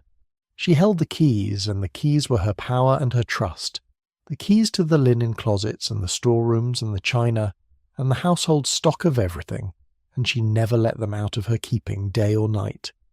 She kept the inventories, the great written lists of all the house held, and she checked them, and she knew at any moment exactly what was in the house and where. A good housekeeper carried the whole domestic order of the place in her head and on her ring of keys, and Mistress Hale was a very good housekeeper. Her first care was always the linen, because the linen of a great house was a fortune in itself and a constant labour. Think of it! The sheets for all those beds, the cloths for that long table, the napkins for 14 courses, the towels, the whole soft white weight of it, all fine, all needing to be washed and dried and pressed and mended and counted and put away, in an endless cycle that ran all week, every week. The wash began on a Monday, and the ironing ran for days after, and a great house might keep several laundresses busy the whole week through, and still the linen closets had to be watched and mended and kept in their careful order. The linen room was a quiet, ordered, sweet-smelling place. Shelves of folded white stacked to the ceiling, sprigs of lavender laid between, and Mistress Hale knew every sheet in it, which were the good ones and which were wearing thin, which were marked for the family and which for the guests, and which had come down, at last, to the servants' own beds, for the linen was only one of her domains. The housekeeper ruled the still room too, that quiet workshop where the small manufactures of the house were made and kept, The preserves and the jams put up in their season, the cordials and the simple household medicines, the fine washing of the most delicate things. She kept the china and the glass, counted and stored. She kept the household stores, the tea and the sugar and the candles and the soap, given out against her careful lists. She was in truth the manager of a small and complicated business, one that ran every day of the year and never closed, and she carried its whole workings in her head and on her ring of keys. To keep all of that in perfect order for years, and to keep it in perfect order still on the last night, when it was all about to be scattered to strangers, took a kind of steadiness that the world rarely thanks and rarely even sees. Tonight she goes to it as she always does, and here the strangeness of the night meets her most plainly, because on the door of the linen room and on the shelves inside there are small white tickets and numbers. The linen is lots, the sheets the family slept in, the cloths that dressed the great dinners, all of it counted and numbered now, not by her careful inventory, but by the auctioneer's clerk, to be sold in the morning. For years she checked this linen against her own lists, in her own hand. Tonight it has been checked against a stranger's catalogue, for a stranger's sale. And yet she goes in, and she looks, and she sets a folded pile straight that the clerk had left crooked, and she smooths it with her hand, because it is her linen still, tonight, and she will leave it as it should be left. Then the storerooms and the china, and the round of the quiet dark passages, checking, always checking, that all is as it should be. She passes the doors of the little bedrooms where the maids sleep, the plain small rooms under the roof, 33 of them in the greatest of these houses, one for each pair of hands the place required. She listens at the stair-foot to be sure the young ones are settling. She is tonight still their housekeeper, still the one who keeps the order that holds them all, and she will be until the sun comes up, and then she will not be anyone's housekeeper any more, and she knows it, and she makes her rounds anyway, with a straight back and a steady step, because that is who she is, and a house is kept by people who keep on keeping it when there is no longer any reason to. There is a great dignity in that, and I want to name it plainly, gently, before we leave her. To do the work well when someone is watching is one thing. To do it well on the last night, when no one is watching and nothing depends on it, and the whole thing is ending in the morning, that is something finer. That is the pure form of the keeping, the thing itself, stripped of every reward. Mistress Hale straightening the linen no one will sleep in a house no one will own by lunchtime, is the truest picture of this whole night, and one of the truest pictures I know of what it means to care for a thing. She's not doing it for the family who are gone. She's not doing it for the buyers who are nothing to her. She's doing it because the linen is hers to keep tonight, and a thing in your keeping is left right. That is all. That is everything. Her rounds are nearly done. The linen is straight. The stores are secure. The keys are heavy at her waist.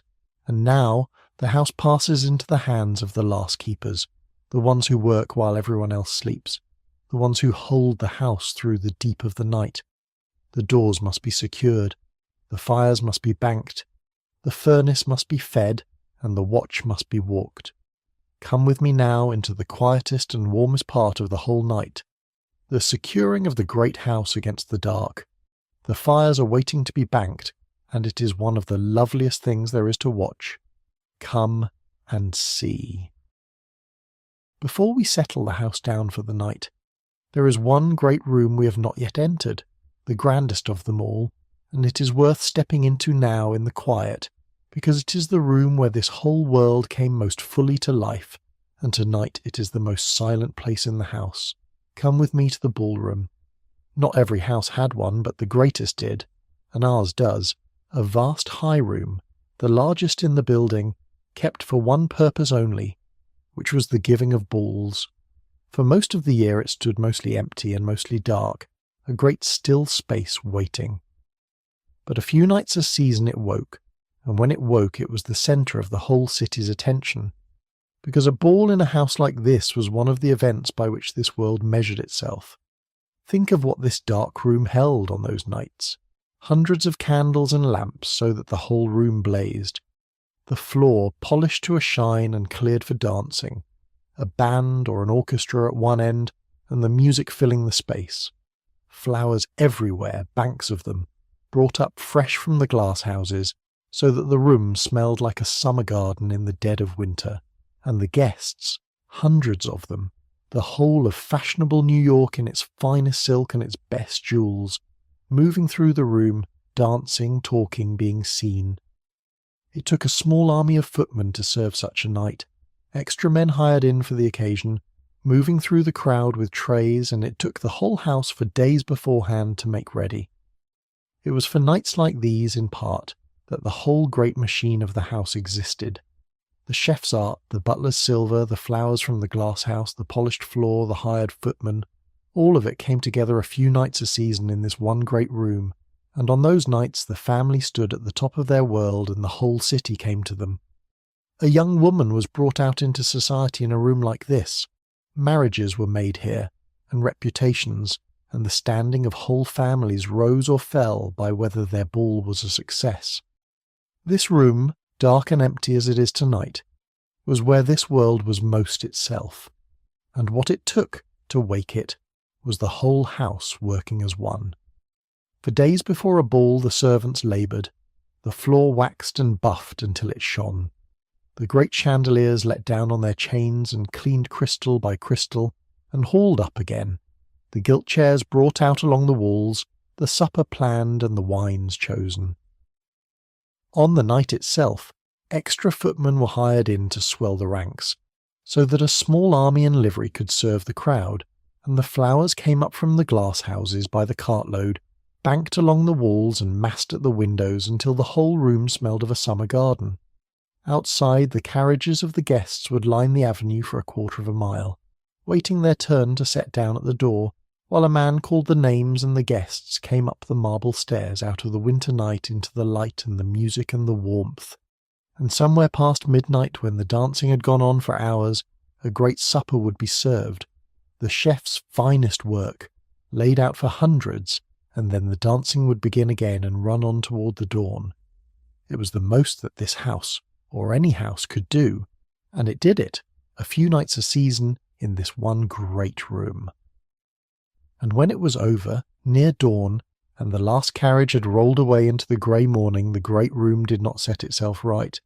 The tired servants, who had been on their feet since the day before, came in as the guests went out, and began the long work of putting it all straight, the glasses gathered, the floor swept, the wilting flowers carried away, the gilt chairs returned to their places along the walls. The family climbed the stairs to their beds as the sky lightened, and the servants worked on below so that by the time the household woke the next afternoon, there would be no sign that anything had happened here at all, only a great quiet room, waiting again for its next brilliant night. Both halves of that were true, the blaze and the quiet sweeping up after, and this room held them both, and holds them both still, tonight, in the dark. And now it is the emptiest room in the house. The great floor stretches away into the dark, polished still but bare. The lamps are out. Where the orchestra played there is nothing. Where the flowers bank the walls there is nothing. And down the length of that great silent floor, here and there, are the shrouded shapes of the few pieces of furniture that live here. The chairs along the walls where the older guests sat and watched the dancing, each one under its pale cover, each one wearing, if you lift the cloth, a small white ticket and a number. There is a particular kind of quiet in a great room built for a crowd when the crowd is gone. You feel the size of it more than you would in daylight, and you feel the absence more. But I do not want you to feel it as a haunting, because it is not one. It is only a room resting.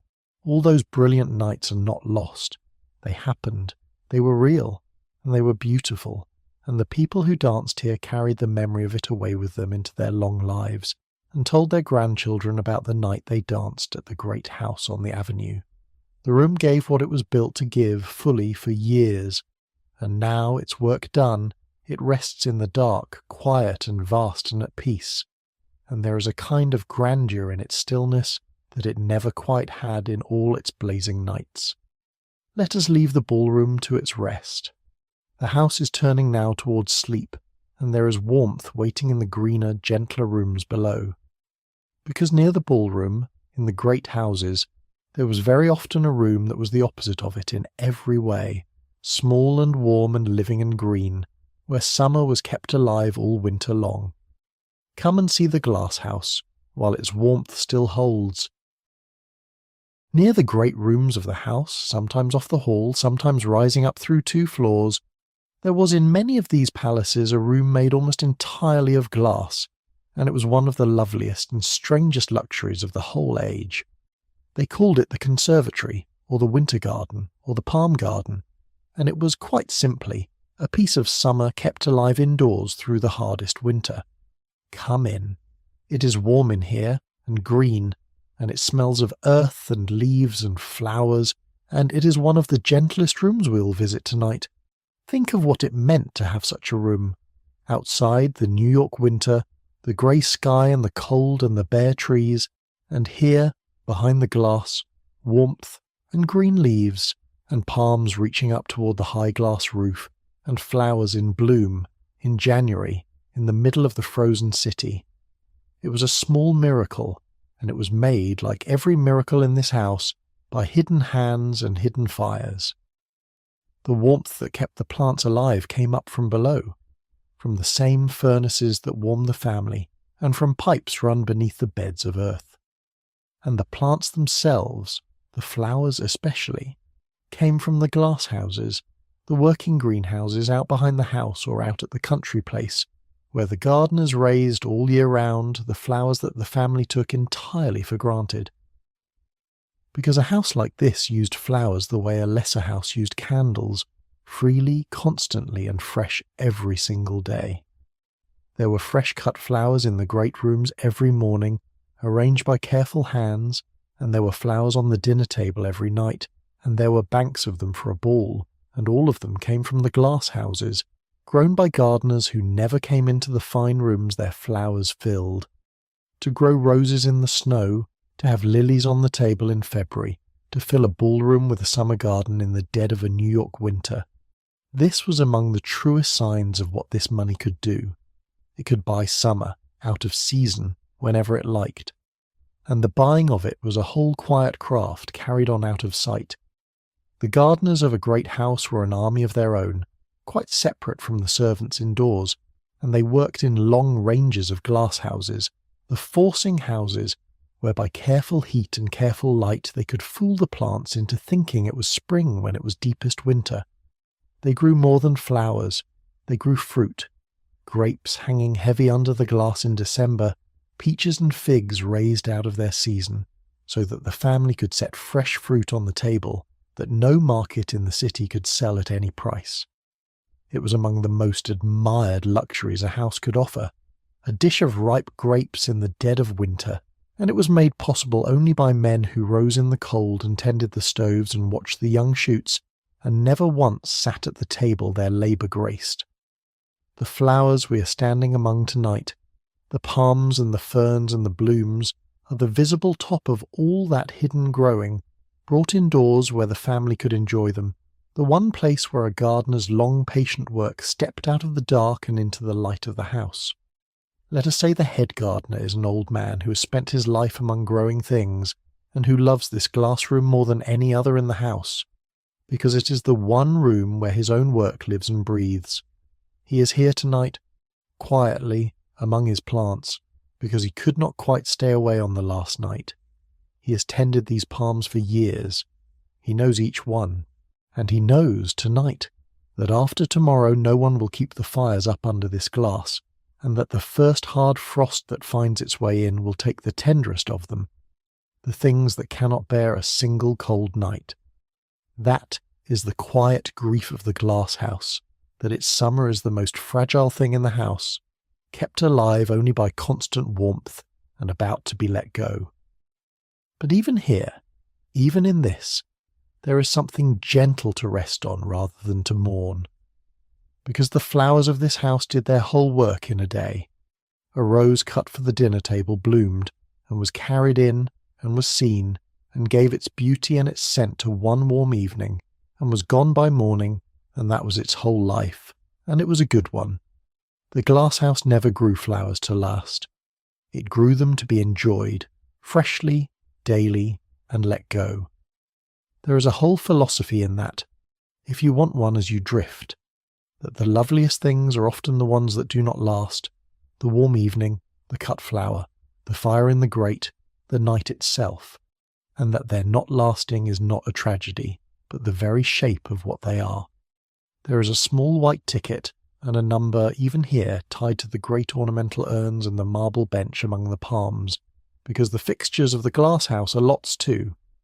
But the plants themselves have no tickets, because you cannot easily sell a living thing at a house sale, and so the flowers of everything in this house are the freest tonight, blooming quietly in the warm glass room for no one, giving their scent to the dark, entirely themselves right to the end. Let the old gardener say his good night to his palms in peace. The house is ready now to be made safe for the night, every door and window, every fire. It is time for the last work of the evening, the securing of the great house against the dark, and it is the gentlest work there is, the work of putting a whole house safely to bed. Come with me, and we will walk the rounds. When the last of the evening's warmth has been visited and the great rooms have gone dark and still, the last work of the night begins, and it is the gentlest work of the whole day, because it is the work of putting a great house safely to bed. The house must be secured, every way in must be checked and made fast, every fire seen to, every lamp but a few put out, so that the building can pass through the dark hours safe and warm and whole. On an ordinary night this was the close of the day's long labour. Tonight it is a kind of tucking in, a last careful settling of the house that raised these people, and that they will leave in the morning. Mr. Reed the butler takes the front of the house, and the night watchman takes the rest, and between them they walk the whole building, room by room, floor by floor, checking every window that it is fastened, every outer door that it is locked and barred. The butler tries each one with his hand, a small firm push to be sure, the way you check a thing you have checked 10,000 times, and still would not leave to chance. In the newest and grandest of these houses there was even a fresh marvel to set. An electric alarm wired through the whole building and out along the city's telegraph lines to an office that watched over it all night, so that the house was guarded not only by the men who walked it, but by a wire that never slept, watched by someone in a distant room until the dawn. But the wire was only ever a helper. The real securing was this: a man with a lamp, walking his house in the dark, laying his hand on every latch, making the place safe with his own 2 hands and his own patient attention. There was a whole order to it, learned over years and never written down. The shutters drawn across the tall windows and barred, the great front doors locked and chained, the garden doors and the service doors and the coal hatch all checked and made fast, the silver brought up from the pantry, locked away in its strong room, and the key on the butler's ring. The clocks looked to, the gas turned down at the meter where it was not needed, the last of the lamps trimmed. And through it all, that particular deep quiet that comes over a house once it is locked for the night, a quiet with a different weight to it than the quiet of the day, because it is the quiet of a place sealed and safe, closed against the cold and the dark and the world, holding its warmth inside like a held breath. Anyone who has ever gone round their own home last thing at night, checking the doors, turning off the lights room by room, knows the feeling of it, that small nightly ceremony of making everything safe before sleep. This is only the same thing, done in a great house, by an old man who has done it 10,000 times and does it tonight with special care, because it is the last time he will do it here. And there is a deep comfort in that nightly making safe, a comfort older than any of us, that runs straight back to the oldest nights there ever were. Long before there were marble houses, people have gone round their homes at the end of the day, barring the door against the dark and the cold and whatever moved outside, and then lain down within, safe and slept. It is one of the very first things that home ever meant. A place you could close and make fast and be safe inside until the morning came. This great house tonight is doing that same oldest thing, closing itself gently against the night, and you're inside it, with the doors barred and the fires banked and a watchman on his round. And you can let the closing of the house be the closing of your own day too. Everything that needs doing has been done. There is nothing left to guard against. You are inside and the house is shut and it is safe to sleep. As he goes, he puts out the lamps behind him, all but the few that are left burning low through the night, on the stairs and in the hall, so that no one who moves in the dark house moves blind. Room by room the light goes down, the way Charles brought it up at dusk, only in reverse now, the house folding itself back into shadow behind the butler as he passes, until only the low night lights are left and the glow of the banked fires, and the deep, warm dark. There is a rhythm to this too, the slow putting out of a great house, and it is as soothing as the lighting was, perhaps more, because it is the house lying down to rest. And here, in this quiet, let me give you something to hold on to for the rest of the night, a few small words that the house itself might say if a house could speak, and that we will come back to gently whenever the night deepens. The fires are banked, the doors are bolted, the house is warm, and it is kept till morning. Say it over to yourself if you like, as your own eyes grow heavy. The fires are banked, the doors are bolted, the house is warm, and it is kept till morning. It is true of this house tonight, and it is true, I hope, of the room you are lying in now. Someone at some time has seen to it that you are safe and warm and can let go, tonight in this house, that someone is an old butler with a lamp, and a watchman on his round, and a man in the cellar feeding a fire, and they are keeping the whole place, and you with it. There is a small white ticket and a number on the very lamp the butler carries, because even the lamp is a lot and will be sold. But it lights his way tonight all the same, and that is what a lamp is for, and the number can wait for the morning. The house is nearly secure now. The doors are made fast, the windows are checked. Only the fires remain, and the fires are the last and the tenderest task of all, because a fire cannot simply be put out, not in a house that must be warm again by morning. A fire must be banked. And the banking of the fires is one of the oldest and kindest arts there is. Come and watch it done. Come to the hearth. To bank a fire is to put it to sleep without letting it die. It is a real skill, and an old one, older than any of these houses, older than the city itself, and once you understand it you will find it is one of the most comforting ideas there is to fall asleep on, because it is, in a way, exactly what you are doing right now. Here is what it means. All evening the fires in the great rooms have burned bright and open, throwing heat and light. But a bright open fire cannot be left through the night. It would burn itself out in an hour or two, and leave the room to go cold before dawn, and then the whole slow work of lighting and heating the house would have to begin again from nothing in the morning. So the fire is not put out and it is not left to blaze. It is banked. The last of the evening's coals, still glowing, are raked together into a close heap, and then covered over, gently, with a layer of fresh small coal and a little of the soft ash from the hearth, so that the fire is buried but not smothered. Under that blanket of ash and coal the embers keep. They cannot flare, because they cannot get much air, but they cannot die, because they are warm and close and fed. They simply glow on, low and steady and slow, all through the night, holding their heat, waiting, and in the morning the first made down as only to rake the ash away, and add a little kindling, and the fire that was banked at midnight comes back to life at once, still warm, still willing, ready to blaze again. The fire was never gone. It only rested.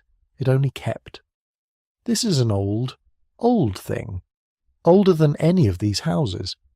There is even a word that comes down to us from it, from the far back centuries when whole towns kept their fires this way. In the evening a bell would ring to tell the people it was time to cover their fires for the night, to bank them safe so that no stray spark could burn the town while everyone slept. The words for cover the fire in the old French of that time were couvre-feu, and those two words, worn down by hundreds of years of use, are the word we still say today, curfew, the hour to cover the fire and go to rest. So when Charles banks these last coals tonight, he is doing a thing so old that it gave a word to half the languages of the world, a thing people have done at the end of the day for as long as there have been fires and beds, covering the warmth to keep it safe through the dark. It is one of the oldest gestures of home there is, and it is being made tonight in a marble palace on Fifth Avenue, exactly as it was made in a peasant's hut 1,000 years ago. Let us say it is Charles again, the footman, who banks the last of the great fires tonight, moving from room to room with his hearth tools, kneeling at each grate in turn, raking and covering, putting each fire gently down for the night. It is quiet work, and slow, and there is something in it close to prayer. This careful settling of fire after fire so that the house will not go cold. He does it in the drawing room, where no one sat tonight. He does it in the library and the dining room and the great cold ballroom, banking the coals under their soft grey ash, leaving each hearth a low, warm, sleeping thing in the dark. He has done this every night of his years in this house, and he does it tonight the same, without hurry, with care, because a fire left wrong could wake to danger, and a fire banked right sleeps safe till dawn. And here is the whole comfort of the night, if you want it, in a single picture. The banked fire does not go out. It goes low and warm, and it keeps, and it waits for the morning. That is what a well-kept house does through the night. That is what the boiler man is doing in the cellar, and the watchman on his round, and the whole sleeping building, all of it banked down low and warm and safe, keeping till morning. And that, friend, is what you are doing too right now, in your own bed, in your own room, wherever you are. You're not going out. You're only banking down low and warm and safe to keep till morning. There is nothing you need to hold on to. The fire's attended either way. The fires are banked. The doors are bolted. The house is warm, and it is kept till morning. There is a small white ticket and a number on the very fire irons Charles is using, the poker and the shovel and the tongs, because they too are a lot, and will be sold with everything else. But they bank the fires beautifully tonight. One last time, and the fire settle down warm under the ash, and the house holds its heat against the dark, and that is all that matters at this hour. Now the great rooms are all banked and dark and warm, sleeping their low red sleep. But there is one fire in this house that is never banked, one fire that must be fed and kept alive all night long, because it is the fire that warms all the others, the fire at the very bottom of the house. It is the furnace. And down there in the warm dark cellar, a man is settling in for the long middle of his shift, alone, keeping the whole house warm while it sleeps. He is one of the great unseen keepers, and his is one of the warmest stories the night has to tell. Come down to him now, down below even the kitchen, into the warm heart of the house. Down below the servants' hall, below the kitchen with its banked red range, below everything, at the very bottom of the great house, there is a room most people in the house had never even seen. It is the cellar, the furnace room, the boiler room, and it is where the warmth of the whole house is made. And on this cold last night, as on every cold night, there is a man down here, alone, feeding the fire that keeps the palace above him from going cold. Let us call him the boiler man, or the engineer, for that is what he was, and let us go down and keep him company for a while, because his is the quietest and the least seen work in the house, and tonight it is being done for no one at all, which makes it, somehow, the purest work of the night. The heating of a great house was a serious piece of engineering. The warmth did not come only from the open fires in the rooms. It came, most of all, from down here, from great coal furnaces and boilers that heated air or water, and sent it up through the whole building through hidden pipes and flues, so that the marble rooms above stayed warm without anyone ever seeing how.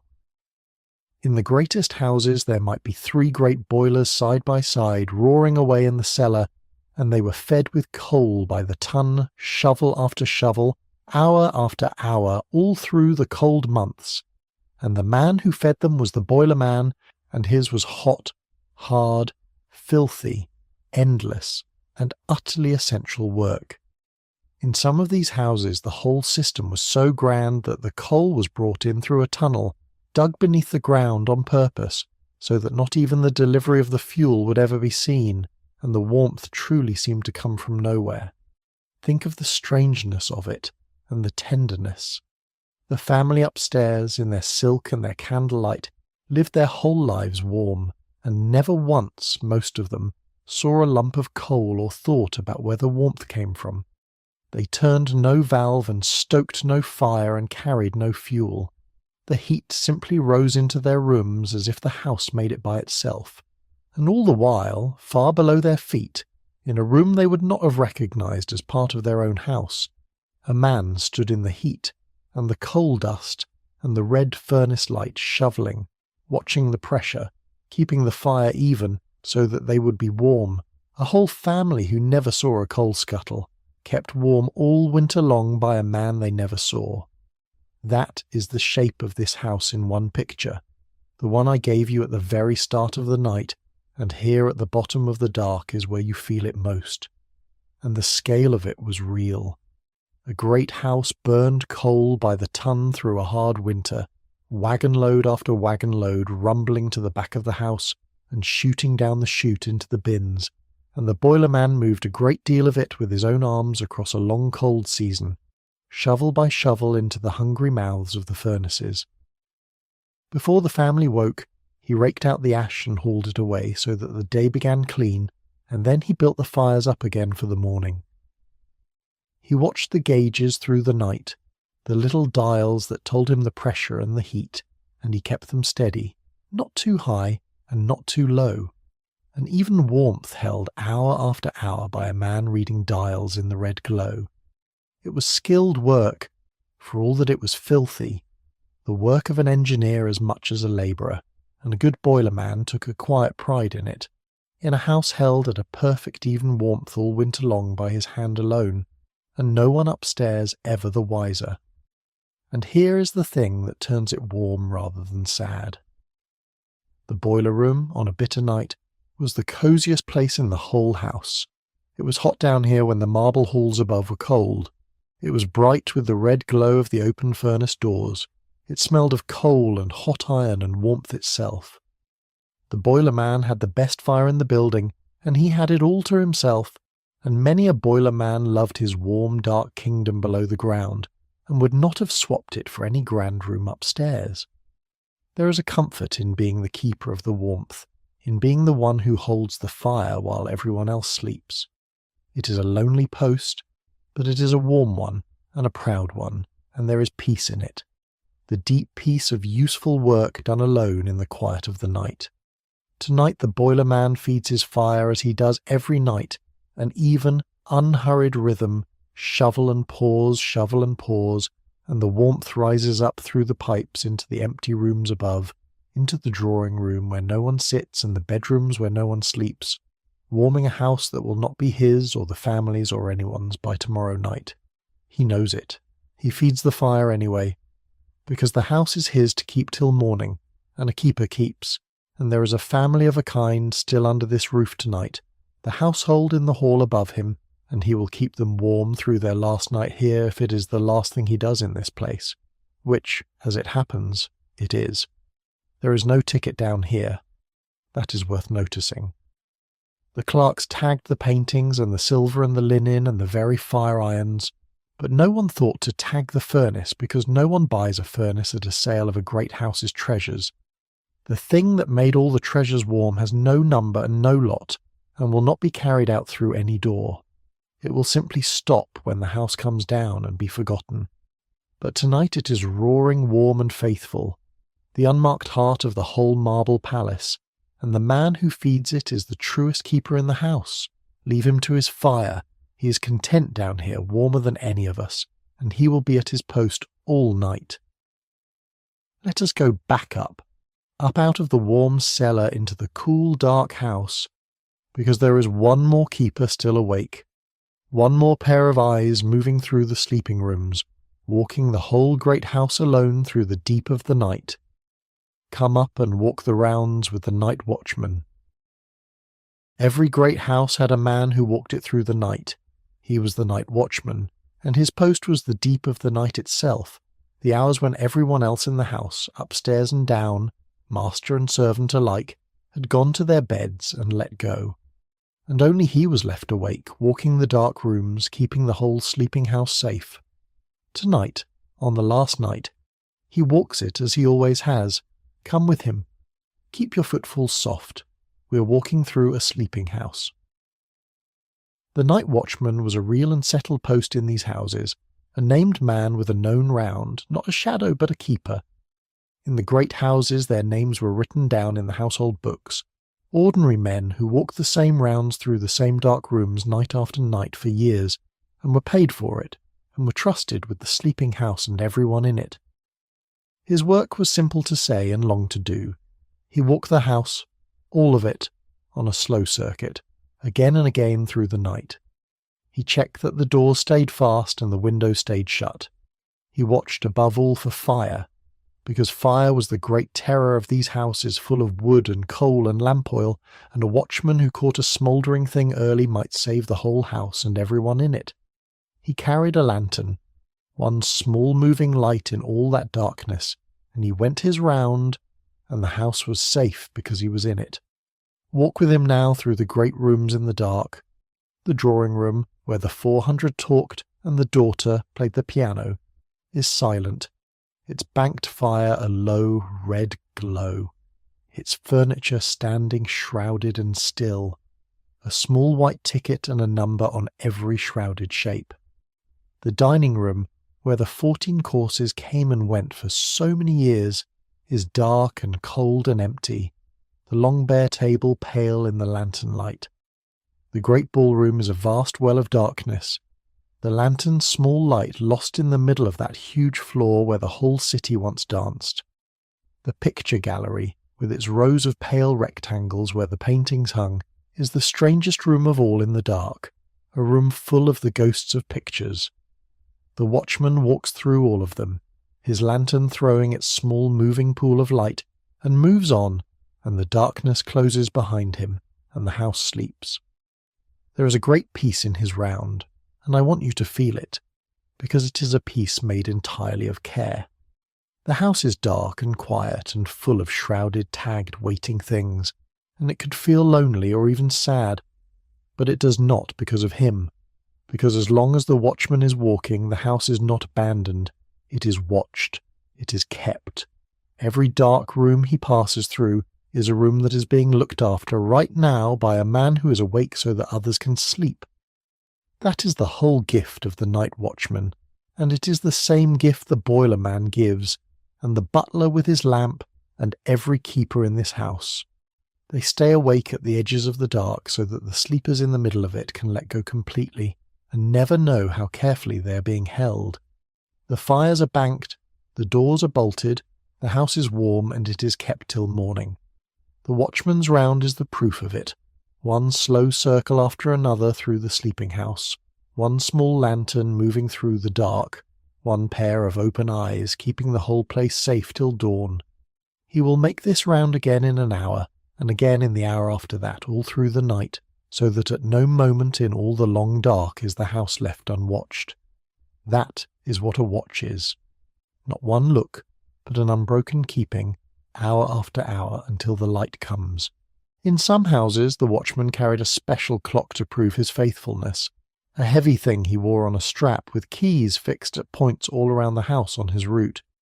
At each point he would turn the key in his clock, and the clock would mark, in its own record, the exact hour he had been there, so that in the morning the master could see that the watchman had truly walked his whole round, again and again all through the night, and had not dozed in a warm corner. It seems a hard thing, to trust a man so little that you make him prove each round with a key, but turn it the other way, and it is rather beautiful, because it means that somewhere there is a faithful record, hour by hour, of a man walking a sleeping house through the dark to keep it safe, a written testament to a whole night of quiet care. The watchman himself most likely took it as no insult at all, only as the way the work was done, and turned his keys and walked his round and kept the house, and was there, awake and moving at every dark hour of the night. There is a small white ticket and a number, even on the lantern he carries, because it too is a lot, and someone will buy it in the morning. This plain old lantern that walked a great house through so many nights. But tonight it lights his round, and his round keeps the house, and the house holds you, and the numbers can wait for the daylight. Now the whole house is given over to the night, the family gone, the servants asleep in their small rooms under the roof, all but the two who keep the watch and the warmth. The great rooms dark and banked and shrouded. Let us stop walking now, and simply stand a moment in the middle of the sleeping house, at the deepest and quietest hour of the whole night, and feel what it is to be held inside a house that is being so carefully kept. Come and stand with me in the deep of the night. It is the deep of the night now, the middle of it, the hour when everything is most still. Somewhere a clock strikes 2, a soft round sound in the dark, and then the silence closes over it again. This is the quietest hour the house will know, and it is a good hour to simply stand in and breathe and let go, so let us do that together for a while, here in the heart of the sleeping house, and ask nothing of ourselves at all. Listen to the house at 2 in the morning. It is not silent quite. A great house is never quite silent even now. There is the soft tick of the clocks the butler wound. There is the low sound of the radiators, the faint knock and sigh of the warmth moving up through the pipes from the boiler-man's fire below. There is the settling of the old floors, the small creaks and easings a house makes as the last heat of the evening leaves its timbers and it cools toward the dawn. There is, if you listen very closely, the drop and shift of a banked coal somewhere, turning in its sleep.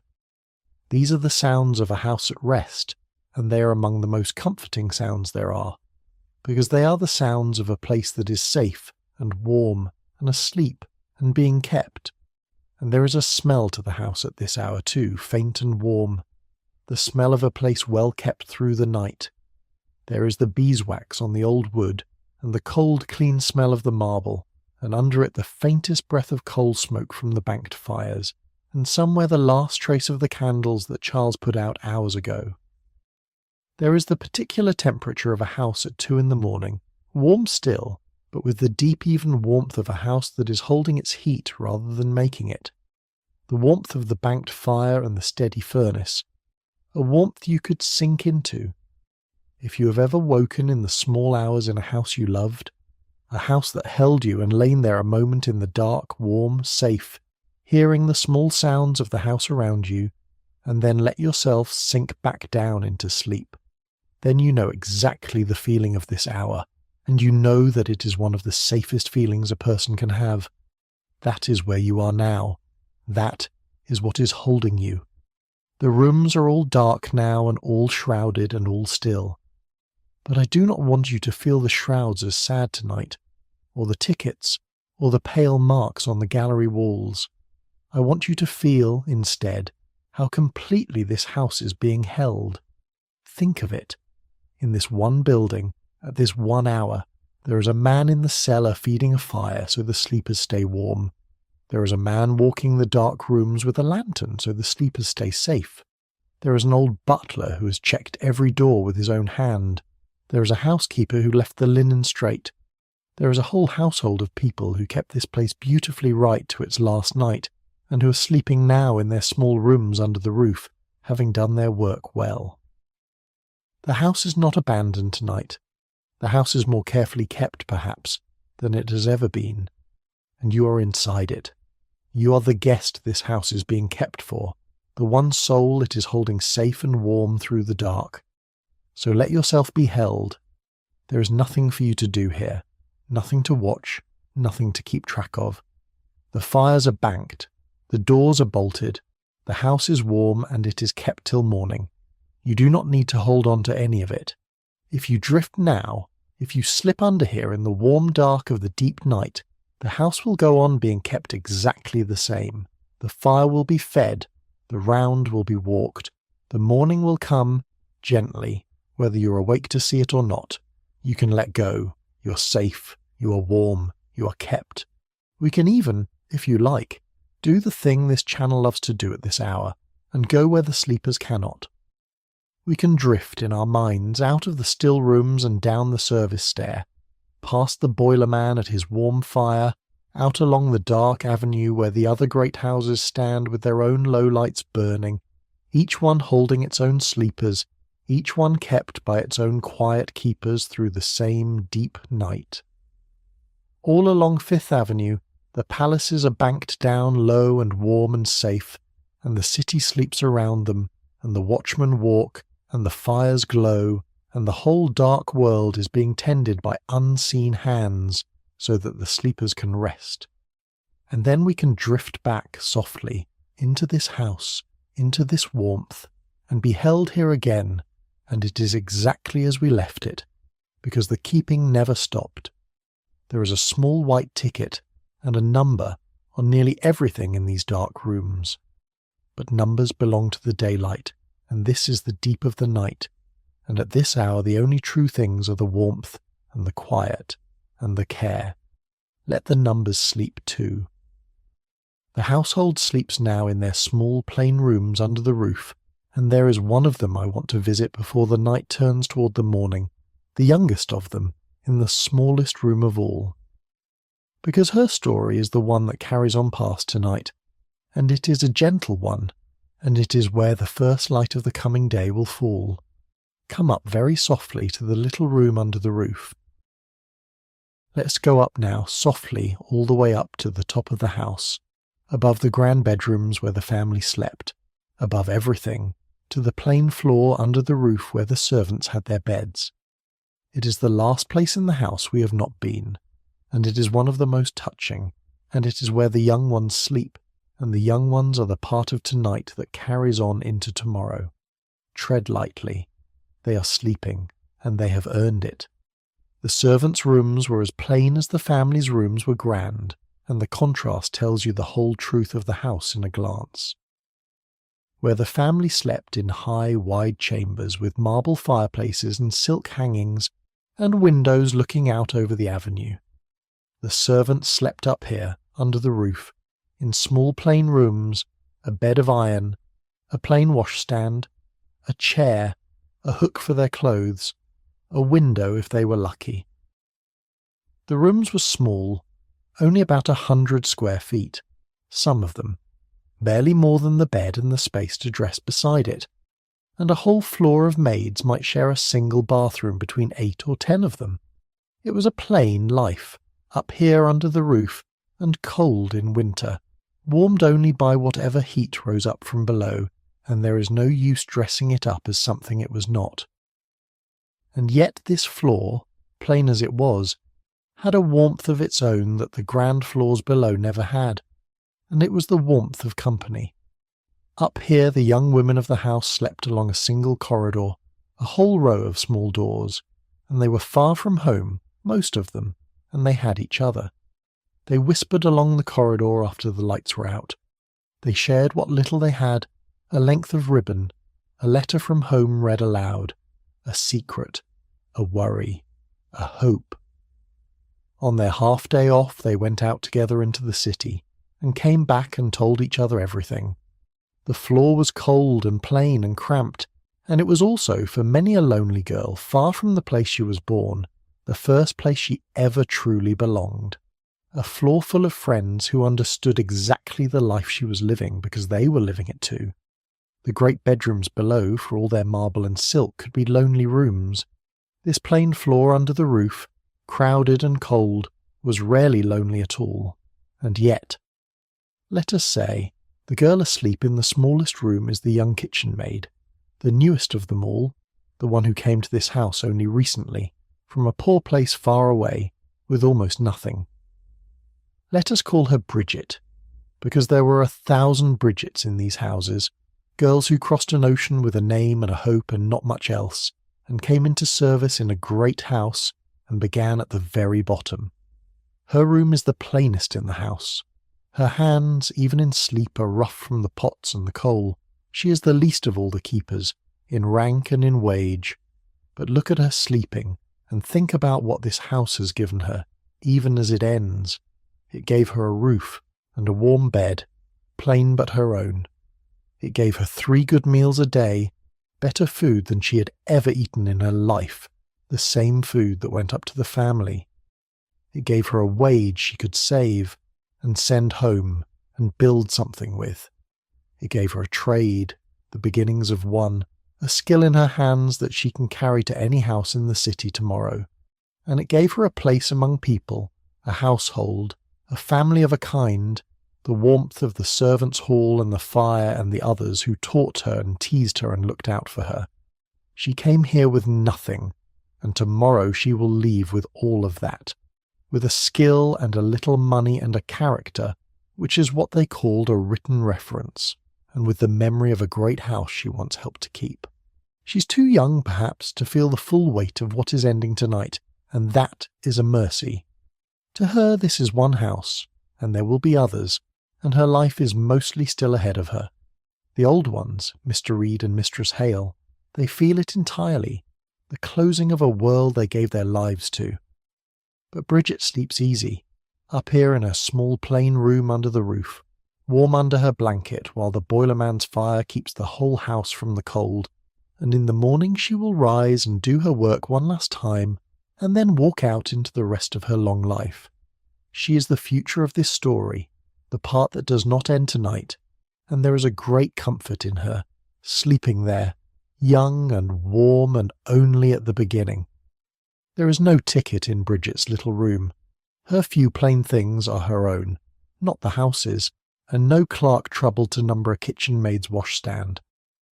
Up here, under the roof, the sail has not reached.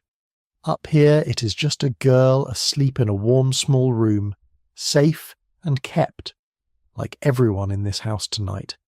The fires are banked, the doors are bolted, the house is warm, and it is kept till morning, and the youngest keeper of it sleeps soundly under its roof, dreaming perhaps of tomorrow, which for her is not an ending at all but a beginning. The night is turning now, very slowly, toward the morning. The deepest hour has passed, and before the first light comes I want to give you the gentlest part of the whole night, the part that turns all of this from an ending into something warmer and larger, because the treasures of this house, all those tagged and numbered beautiful things waiting in the dark, are not being lost tonight.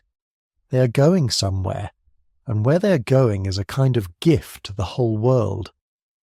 Let me tell you softly, as the night thins toward dawn, where all of it will go. Before we follow the treasures out into the world, let us stay a moment longer with the people, because you may have been wondering as the night went on what becomes of them, the butler and the housekeeper and the footman and the maids, when the sun comes up and the doors open and the house that held them is sold out from under them. It is a gentle story, mostly, and I want to tell it to you gently, here in the last dark before the dawn. When a great house closed, its servants did not simply vanish. They scattered, yes, but they scattered into a whole world that was waiting for them, because a trained servant was a valuable thing, and there were always more great houses than there were good people to keep them. The way a servant moved from one place to the next was through 2 things, and they are worth knowing, because together they were a servant's whole security in a world with almost no other safety net. The first was the character. A character was a written reference, a letter from the family or the housekeeper saying what a servant was and how they had served, honest, sober, hard-working, skilled, loyal. It was the most precious thing a servant owned, more precious than wages, because without a good character you could not get a good place, and with one you could go almost anywhere. A servant carried their character from house to house, across a whole working life, each new letter added to the last, a paper history of a life of good work, and the family, even a family whose fortune had failed, even a family gone away, owed their people this last thing, and gave it, so that the keepers of this house will each go out tomorrow with a letter in their pocket saying, in effect, this person kept my house well, and you may trust them with yours. The second was the registry, the office in the city where servants and households found each other. A servant looking for a new place, or a family looking for a new servant, went to one of these offices, and there the matches were made. So tomorrow, or the day after, Mr. Reed and Mistress Hale and the others will take their characters to such an office, or send word through the great web of servants and housekeepers and butlers who all knew one another across the city, and places will be found. And the finding will be easiest for the ones with the finest characters and the longest service, the upper servants, the butler, and the housekeeper, and the chef and the lady's maid. A butler of 30 years' standing with a character like Mr. Reed's will not be long without a place. Great houses would compete for a man like him, for this was an age that complained endlessly that it could not find good servants. The newspapers of the time were full of it. The great difficulty of finding people who were honest and skilled and willing, the whole worry that the age called simply the servant problem. And what that worry meant for a person like Mr. Reed or Mistress Hale was that they were wanted. A truly good servant, trained and trustworthy and experienced, was a scarce and valuable thing, sought after, competed for, treated in the best houses with real respect, because a family knew perfectly well that a house was only as fine as the people who kept it, and that a great butler or a great housekeeper was almost impossible to replace. So the keepers of this house go out tomorrow not as beggars, but as craftsmen whose craft is in demand, carrying skills that other great families would pay well and wait long to have under their own roofs.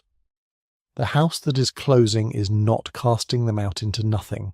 It is releasing them into a city that needs exactly what they know how to do. The younger and the lower ones may have a harder road, and I will not pretend otherwise. There were no pensions to speak of in the American way of things, no promise of care for the old servant who could no longer work. A servant's security was their character, their savings, and the network that placed them, and nothing more. That is a real hardness in this world, and it belongs in the truth of it. But most of them, most of the time, found their next place, because the work was there, and the skill was scarce, and a good servant was always wanted somewhere. And think, especially of Bridget, asleep up under the roof. For her this is barely an ending at all. She is young, and she has learned the beginnings of a trade, and she has her health and her hands, and now, from this house, her first good character. Tomorrow she will carry that letter out into the city, and within a week or two she will be in another great kitchen, learning more, earning more, rising, as Anne McNabb rose from $2 to $3 to $4, one careful year at a time. The house that is ending tonight is, for Bridget, the house that started her. She will remember it all her life, the first great place where she learned the work, and she will tell the younger girls about it in the kitchens of the years to come. So the keepers, like the treasures, are not lost tonight. They are only dispersing out into the other houses of the city, carrying their skill and their characters and their long habits of good work with them, and carrying too, without quite knowing it, the warmth of this house in their hands, ready to make it again in whatever rooms they keep next. The house gave them their trade and their place and their belonging, and they are taking all of it with them out the door. That is not a loss, that is a harvest. Now let us follow the treasures, as I promised, because their going is the gentlest surprise of the whole night. Come with me into the last of the dark, and let me tell you where all the beautiful things of this house are about to go. The night is thinning now, softly toward the first grey of the morning, and this is the gentlest hour of all, and I want to spend it giving you the thing that turns this whole night from a loss into something larger and kinder. Because all those beautiful things waiting in the dark, the paintings down off the walls, the silver in its vault, the porcelain and the bronzes, every tagged and numbered treasure in this house, they are not vanishing tomorrow.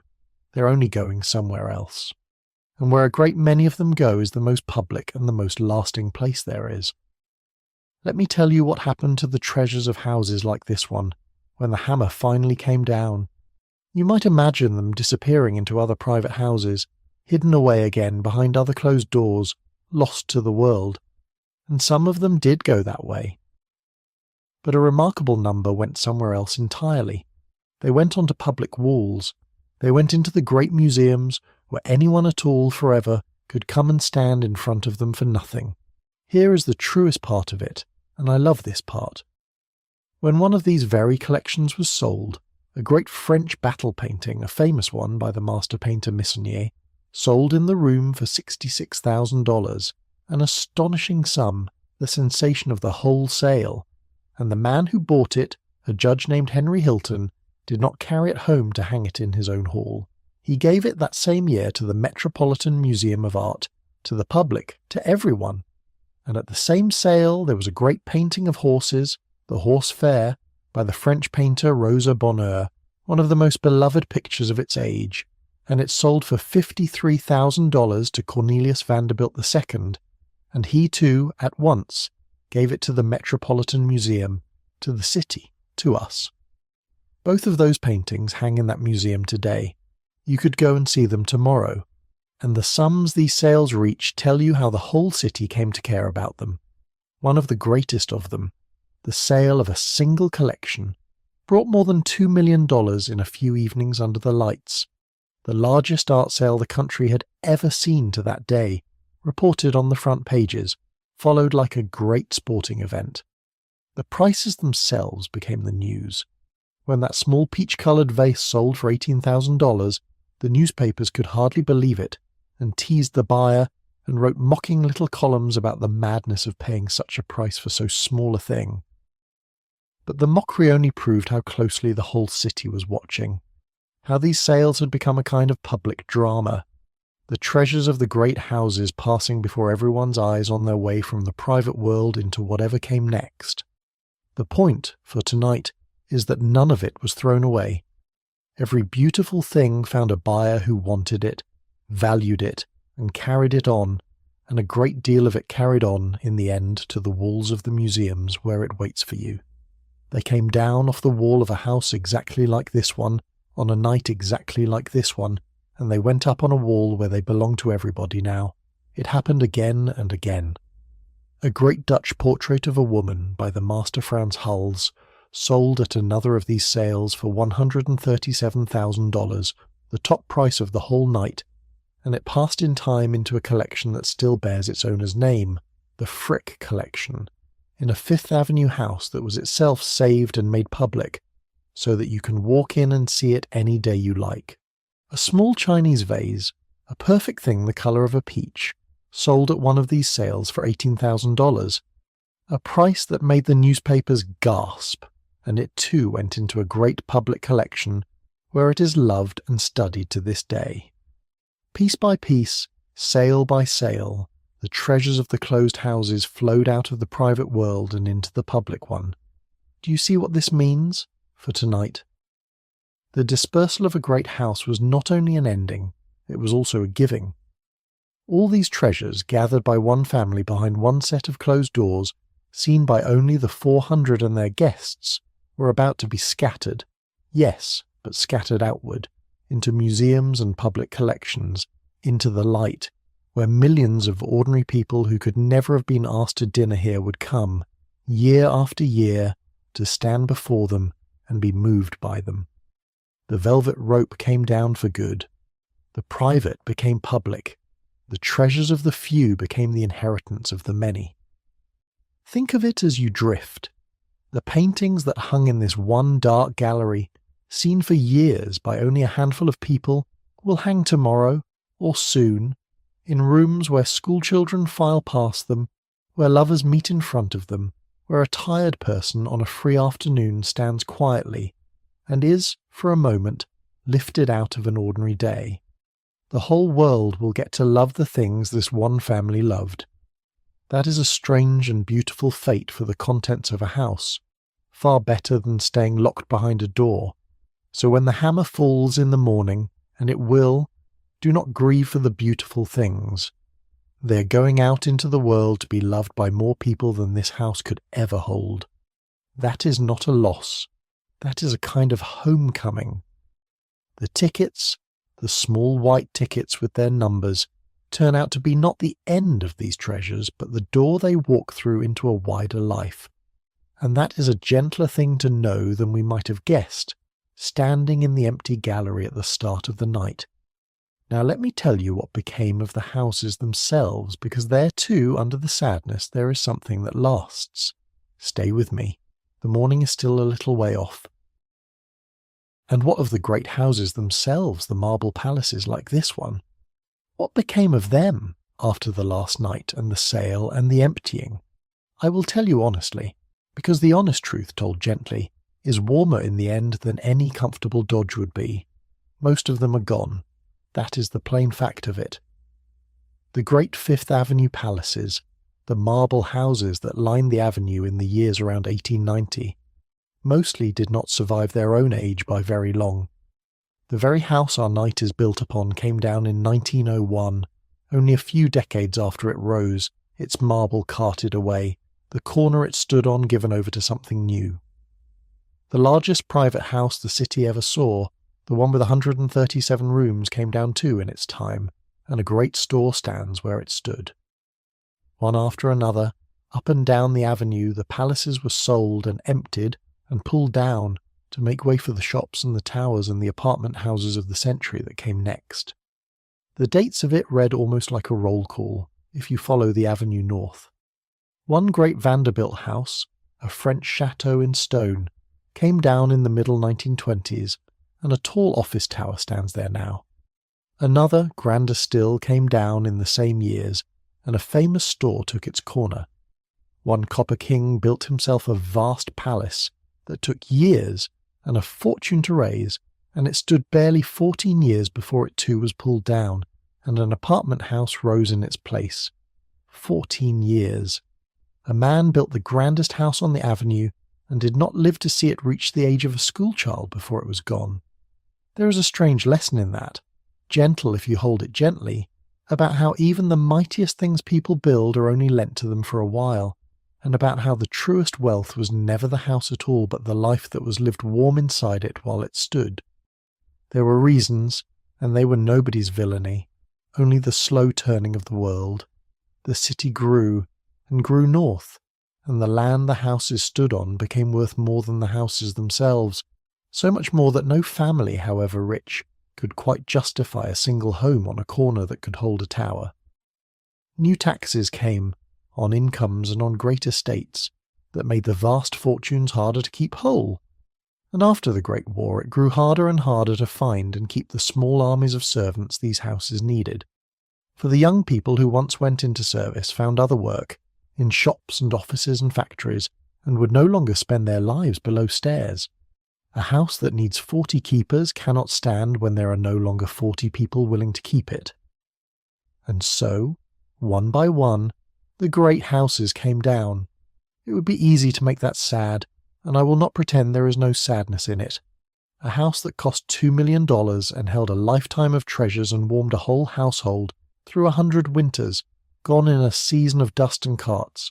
The palaces of Europe stood for centuries. The palaces of Fifth Avenue stood for decades. That is a real thing, and it is worth a quiet moment of feeling here in the last of the night. But do not let it settle into grief, because that is not the whole of it, and it is not the truest of it. Because some of them stayed. Not all the great houses came down. A few were saved and made public and stand to this day, open to anyone who cares to walk in. The Frick House on Fifth Avenue, one of the grandest of them all, became the Frick Collection, and you can walk its marble halls tomorrow. Up in Newport, the great summer cottages, the Breakers with its 27 fireplaces, the Elms with its hidden ways were saved and kept, and you can climb their servants' stairs and stand in their kitchens and see the very boiler rooms where men like our boiler man kept the warmth rising through the night. The world these houses made did not vanish completely. Enough of it was kept that you can still go and stand inside it and feel the hush of it and imagine a night like this one.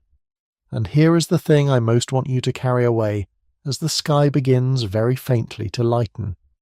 Even the houses that came down were not truly lost, because the thing that mattered most about them was never the marble. We have spent the whole night learning this, room by room.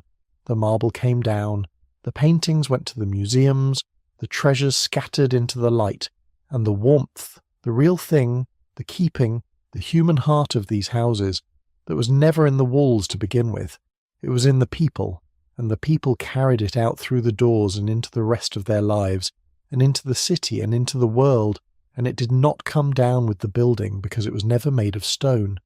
The house our night is built upon is gone, then, in the plain way of the world, and it is not gone at all in the way that matters, because here we are tonight, standing warm inside it, remembering it with tenderness, kept safe by the very keeping it taught us to see. A house that is remembered with love is not really gone. It just moves indoors, into memory, where the weather can never reach it. The morning is nearer now, but there is one more way these houses stay with us, closer than any museum, closer even than memory, right in your own mouth, in the words you use without thinking. Let me tell you softly about the words this vanished world left behind, still warm, still spoken, still ours. Here is a gentle marvel to rest on as the night thins toward dawn. This whole vanished world, the marble houses and the 400 and the servants on the stairs, did not disappear without a trace. It left something behind that is lighter than marble and lasts longer, and you carry a little of it around with you every day without ever thinking about where it came from. It left us words, turns of phrase, born in exactly this world, that we still say, more than 100 years later, as easily as breathing. Take the 400, the phrase we met earlier in the drawing room. It came from a real man, a society arbiter named Ward McAllister, who declared, in his grand and silly way, that there were only about 400 people in New York who truly mattered. The newspapers printed his list. People laughed at it and repeated it, and it stuck. And it stuck so well that we still reach for the idea of it, the inner circle, the chosen few, the small number of people who are somehow in. Every time anyone speaks of the exclusive set, they are borrowing the ghost of a phrase minted in a drawing room like the one below us, on an evening like the ones this house held. McAllister even went so far in the end as to give the newspapers his actual list of the 400 names, printed for all the city to read, so that everyone could see exactly who was in and who was not. It was a vain and faintly ridiculous thing to do, and the city enjoyed it enormously, and the phrase outlived the man and the list and the whole world that made it, and here it still is, tonight, in your ear. There is a homely magic in that when you think about it. A whole world of marble and silk and diamonds is gone, swept away almost without a trace, and yet its everyday speech survives, light as breath, in the mouths of people who never heard of any of these families. The grandest things they built, the palaces, are dust. The smallest things, the little turns of phrase they coined at their dinners and their balls, live on. It is nearly always the way, the mighty works fall, and the small human things, the words, the songs, the sayings passed from mouth to mouth, are what come quietly down the years. Or take another one you have surely said. Keeping up with the Joneses, that whole idea of straining to match the wealth and the show of your neighbours, of never wanting to be outdone by the family next door, got its name a little after our night, from a comic strip that ran in the newspapers about a family forever trying to match their better-off neighbours, the Joneses. The phrase caught because everyone knew the feeling, and we say it still, keeping up with the Joneses, whenever we mean that restless glancing sideways at what other people have. It is a Gilded Age idea to its bones, born in exactly the world of these avenues, where the whole point of a marble house was, in part, to keep up with the marble house next door, to build a little higher, spend a little more, throw a slightly grander ball, and it gave us gentler words too, words we use without a thought. When we say that a young person has made their debut, or come out into the world, we are speaking the very language of this society, where a daughter was formally brought out at a great ball and presented to the world as grown. When we speak of the social season, of the busy months when everything happens, we are borrowing the old calendar of exactly these families, who move together through their winter of dinners in the city and their summer by the sea. The whole idea of being in society, of there being an inside to belong to, took its modern shape in rooms like these. So much of how we still talk about who belongs and who has arrived comes down to us, worn smooth from this small gilded world that in a way we all still live a little inside its language, whether we know it or not. And there is the very shape of this house we have been walking through all night, the two worlds under one roof, which we still speak of as upstairs and downstairs, the family above and the servants below. That way of putting it came fully into our common speech a little later than our night, carried far and wide by a beloved television show, but the thing it names is exactly this: the great house divided by its green baize door into the world of the served and the world of the servers. When you say upstairs, downstairs, you are describing this very house, this very door, this very night. There is something so warm in this, I think, and so comforting to rest on as you drift. The great houses came down, the families scattered, the fortunes thinned and vanished. But the words lived on, and they live in you. And every time you use one of them, you are, in a tiny way, keeping this world alive, the way the keepers kept the house, without even trying, just by carrying it with you. The past is not only in the museums and the saved houses, it is in your own everyday speech, worn smooth with use, handed down from that vanished gilded world to you, tonight, in your bed, in the dark. You are, in your own small way, one of its keepers too. So the treasures went to the museums, and the keepers went to new houses, and the words went into our mouths, and the warmth went into the hands that kept it, and out into the world. Almost nothing that mattered was truly lost. It was only scattered, gently, into a wider life. And now, at last, the sky outside the tall windows is beginning, very faintly, to grey toward the dawn, and the house is stirring one last time into its oldest and most faithful ritual, the bringing of the morning. Come with me softly into the first light. It is nearly time to say good night. The deepest part of the night has passed now, and the sky beyond the tall windows is turning very slowly from black to the faintest grey. And in a great house this was always the hour when the day began, long before the family stirred, because the house had to be brought back to life before anyone above the stairs opened their eyes. So even now, even on this last morning, the youngest and the earliest of the keepers are rising in the cold to make the house warm and perfect one final time. Let us go up softly to the small room under the roof, where Bridget the kitchen maid is waking. It is early, earlier than you would think a person should have to wake, before the light is even properly up. She rises in the cold and the dark, as she has every morning she's been here, and washes in cold water and dresses and comes quietly down the back stairs into the sleeping house to begin. Because the first maid down had the tenderest task of all, though no one ever called it tender. She had to bring the house back from the night. She had to wake the fires, watch her go to the kitchen range first, the great fire that was never quite let die. She rakes away the grey ash from the banked coals, and there, underneath, still glowing, still faithful, are the embers that kept all night. She feeds them and coaxes them, and the fire that was banked at midnight comes back to life in her hands, and the kitchen begins to warm, and the day begins. It is the same thing the boiler man has been doing all night in the cellar, the same thing the banked fires in the great rooms are ready to do at a touch. The low warmth kept through the dark and now waking to the light. Nothing was let go cold, everything only rested, and now everything wakes. In the old days she would have gone on through the great rooms one by one, raking out and relaying and lighting the fires there too, so that when the family woke, every room would already be warm, as if it had been warm all along, as if the house simply made its own heat. All of this, the whole waking of the house, had to be done before the household above began to stir, before the clock reached the hour when the family's day began, which meant the maid's hardest work was finished before most of the world had even opened its eyes.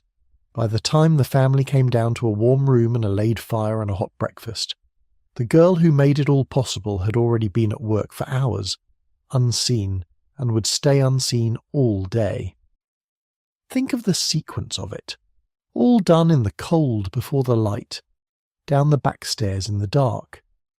The kitchen range woken first of all, then, In the great rooms the dead fires of the night raked out, the ash carried away, the grates cleaned and black to a shine, and fresh fires laid and lit one after another through the house, so that room after room came back to warmth. The hearths swept, the floors done, the curtains drawn back to let in the grey morning, the hot water carried up. It was hard, cold, humble work, the very first work of the day and the least thanked, and it was done by the youngest and lowest hands in the house, and it was the work that turned a cold, dark house back into a warm, bright home each and every morning. There's a real tenderness in it, when you see it whole, that the warmth the whole grand family woke to each day was made, first, by a young girl alone in the cold, coaxing fire out of ash before the sun was up, and there is a mercy in it tonight that eases the whole ending. Because for Bridget this cold, early rising is not the last of anything. It is only one more morning in a long line of mornings that stretches out ahead of her into years and years of them, in kitchens she has not yet seen, in a life that is almost all still to come. The old ones down the corridor are waking to the end of a world they gave their lives to. But the young girl at the range is waking to the start of her own long day, and her own long life, and the fire she is coaxing back to warmth is, without her ever knowing it, a small bright promise that the morning always comes, and the fire always wakes, and there is always, always another day to be warmed. Tonight, though, there is no family to wake, and no great fires to relay for anyone. And yet Bridget wakes the kitchen fire all the same, and puts the kettle on, because the household below stairs still needs its breakfast, one last time before they go. And so on this final morning the house is brought gently back to life, warm and stirring, the range glowing, the kettle singing, the smell of the fire and the first coffee rising through the quiet rooms, exactly as it did on 10,000 mornings before. The house is made perfect one more time, warm and lit and cared for, ready for a family that will never come down the stairs again. And that is where we will leave the morning, right there, in the warm kitchen with the fire waking and the kettle singing and the grey light growing at the windows. Because after this, in a little while, the auctioneer's men will come, and the doors will open, and the crowds will file in, and the great slow business of selling a house room by room will begin. But we're not going to watch that. That is the daylight's work, and the daylight can have it. We are going to stay here, in the last warm hour before it, in the quiet the keepers made, where the house is still whole and still warm and still for these last few minutes a home, for the fires are banked no longer, the fires are waking. The house has been kept faithfully all through the night, and now it is being brought gently to the morning by the same hands that held it through the dark. There is only one thing left to do now, before the day comes. There is only the good night itself. Come down with me, one last time, to the warmest room in the house, and let us end the night where the warmth always lived. Come down then, one last time, softly, all the way down, below the marble and the candlelight, below the shrouded rooms and the pale gallery walls, below everything, to the servants' hall, where the fire is burning warm, and the last of the household are gathered in the early grey light before they go. This is where we began to find our answer hours ago, and this is where the night will end, because this, all along, was the warmest room in the whole marble palace, and the safest, and the most like a home. The great house above is quiet and perfect and ready, kept beautifully to its final hour. The lamps are nearly all out now, only the last one or two still burning low, and soon those too will go dark, and the daylight will take over. But down here the fire is warm and the kettle is singing, and the people who kept this house are together one last time, in the plain warm room that was always, underneath everything, the true heart of the place. Mr. Reed, the old butler, Mistress Hale with her keys, Annie and Charles, and the boiler man come up from his warm cellar at last, and the old gardener, and young Tom, and Bridget with the coffee, all of them by the fire in the grey and gold of the last hour. It is very quiet in the room. No one is saying much now.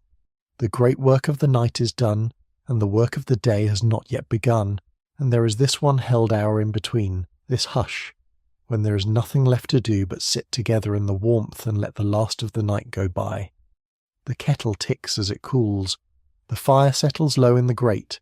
Outside, the grey light grows a little stronger at the high small window, and the people who kept this house sit close to their fire in no hurry at all, because this is the last of it, and they know it, and they would like it to last just a little longer, this warmth, this company, this plain good room at the bottom of the great cold house. And now, at the very end, let me give you back the question I asked you at the beginning of the night, and let this room answer it.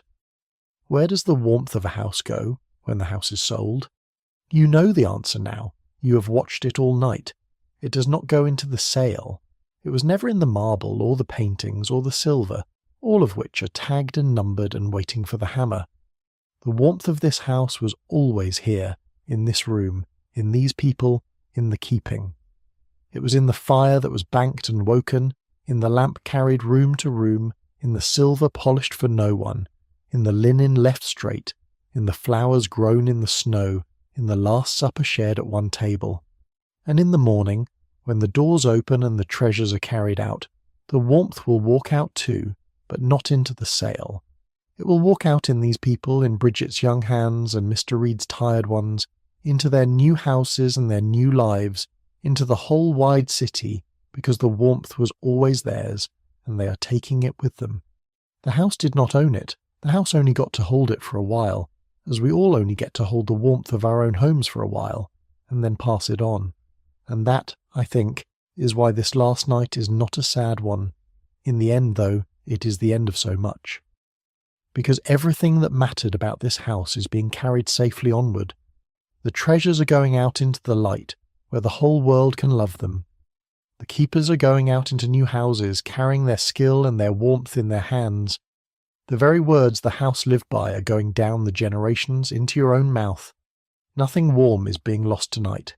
It is only being handed on the way warmth is always handed on, from the fire to the room to the sleeper, from one keeping to the next. A house, it turns out, is not a thing you own.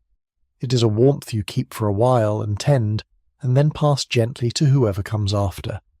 This house kept its warmth beautifully, to the very last hour, and now it is letting it go, gently, into the morning and the world. So let yourself be here, in this warm room, among these good and faithful people, in the last quiet hour of a house that was, for all its years, deeply and truly loved. You are safe here. You are warm here. You are kept here, held by the same hands that held this whole great house through the dark. There is nothing left to do, and nothing left to hold on to. The treasures are going out into the light of the museums, where the whole world can love them. The keepers are going out into new houses, carrying their skill and their warmth with them. The words are going into our mouths to be spoken forever, and the warmth is going home in the hands of the people who made it. Nothing that mattered is lost. It is only gently given away. The gates are closed, the fires are banked in a house that was loved, and the house will keep till morning. Sleep well, friend. If any part of tonight stayed with you, the last supper by the fire, the lamps going down one by one, the small white ticket on the arm of a chair, I would love it if you left a word below and told me which one, whenever you wake. And if these long, quiet nights are good to fall asleep to, a gentle like, and a subscribe, help them find the others who are lying awake and looking for them. Rest now. Another night, there will be another door on another dark avenue, another warm house kept by unseen hands, and I will be here to take you through it. But that is for another time. For now the house is warm, and you are kept, and it is time to sleep. Good night.